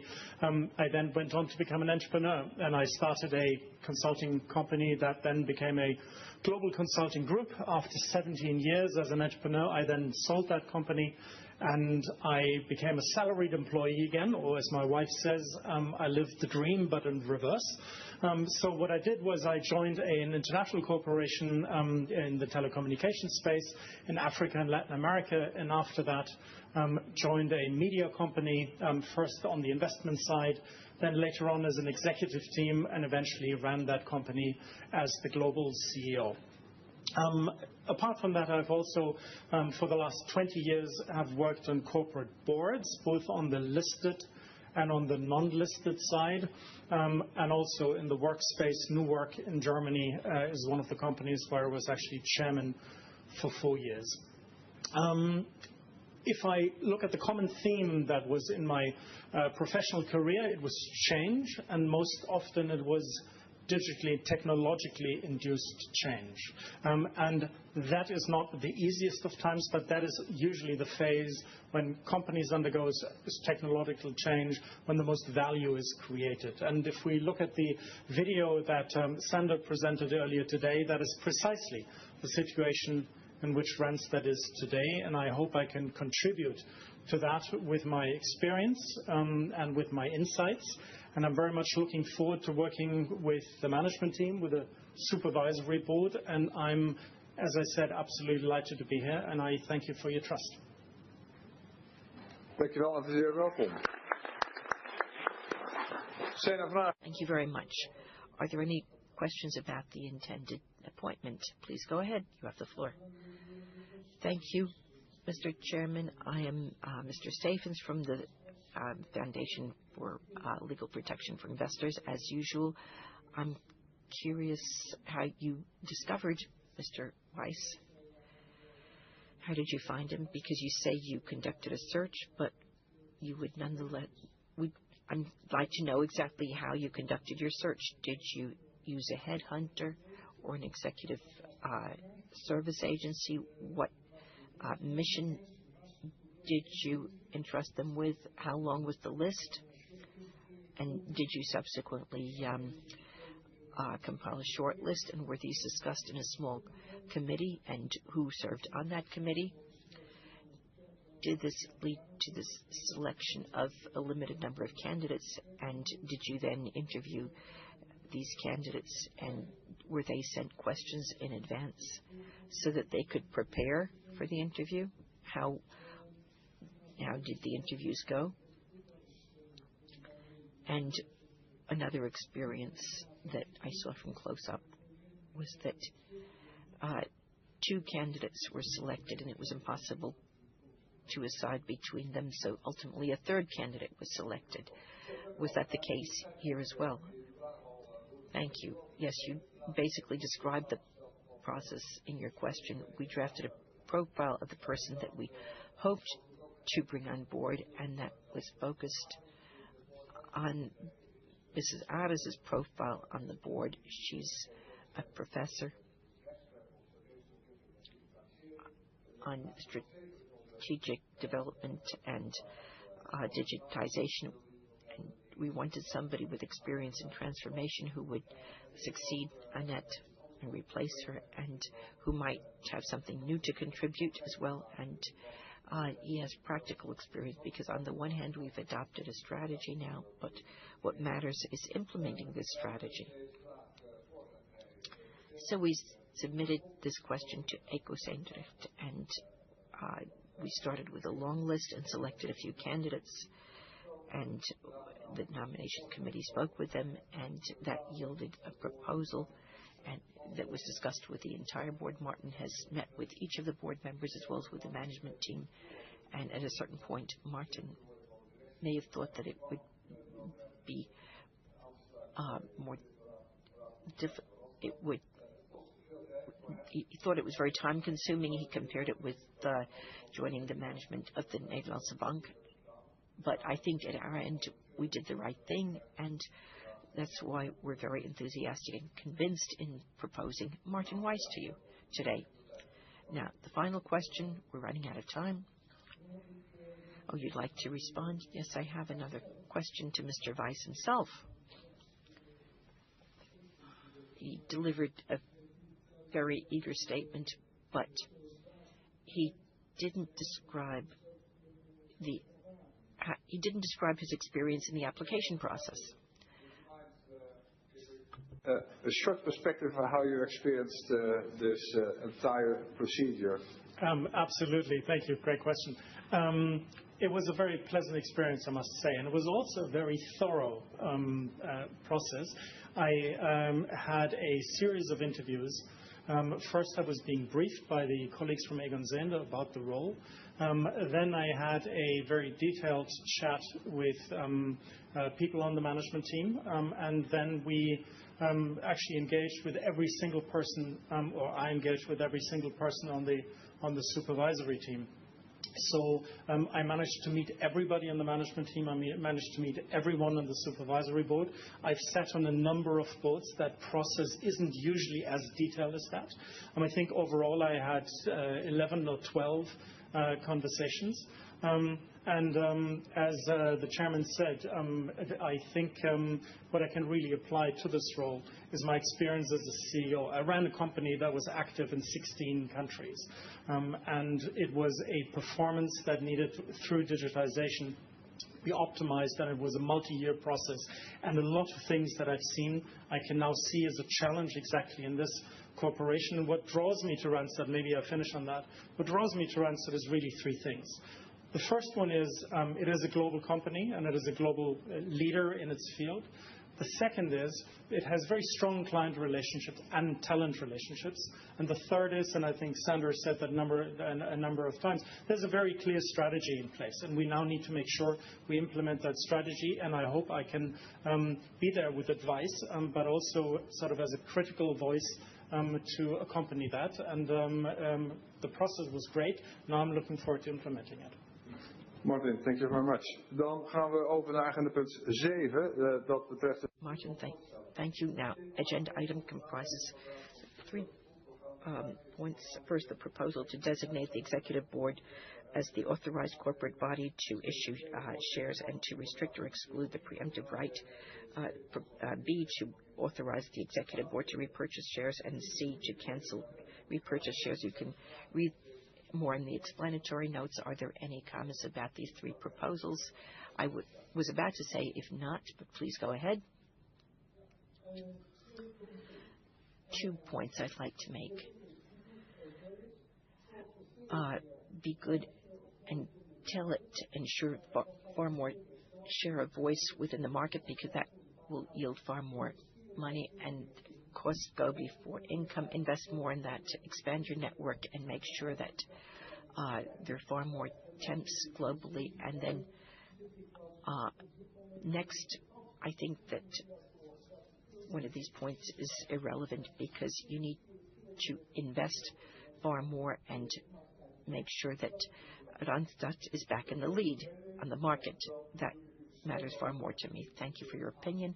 I propose that you cast your vote on items 7A through 7C. That takes us to some corporate items, including at item 8A, the proposal to reappoint Annelies van der Pauw as a board member of the Randstad Trust Office. You'll find her resume in the agenda and explanatory notes to this meeting, and the Randstad Executive Board proposes reappointing her as board member A for a second 4-year term. Once again, this is the Foundation for Financing Preference Shares. Annelies is not present here. She was unable to be with us today. Are there any questions? Please cast your vote on agenda item 8A. Next to agenda item 8B, which is the proposal to reappoint PricewaterhouseCoopers Accountants as our external auditor for the 2027 financial year, and to carry out a limited assurance engagement on the 2027 sustainability report. Are there any questions? If not, I would ask you now to cast your final votes before we move on to the next agenda item. I will close the vote, and Jelle Miedema will announce the voting results after any other business. That takes us to agenda item 9, any other business. And if I do this right, we'll wrap it up by 1:15. We have 4 more minutes, but we still have any other business. Yes, you have the floor. Mr. Chairman, who will replace Mrs. Addis on her committee? Do you already have the name? And will you disclose that? My second question is, much has happened in the world. On 6 March in the Financial Daily, we read that changes are imminent, because now you have to pay attention to the carpenter on the corner. How are you going to interpret that? So there are new temp rules that will apply to the carpenter on the corner. How will you interpret those rules? And third, what do you think of the pact with Australia, and which benefits do you envisage in Australia? And the first is that Martin Weiss will serve on the Remuneration Committee, and we don't know exactly who will be the chair, but Martin will serve on the Remuneration Committee.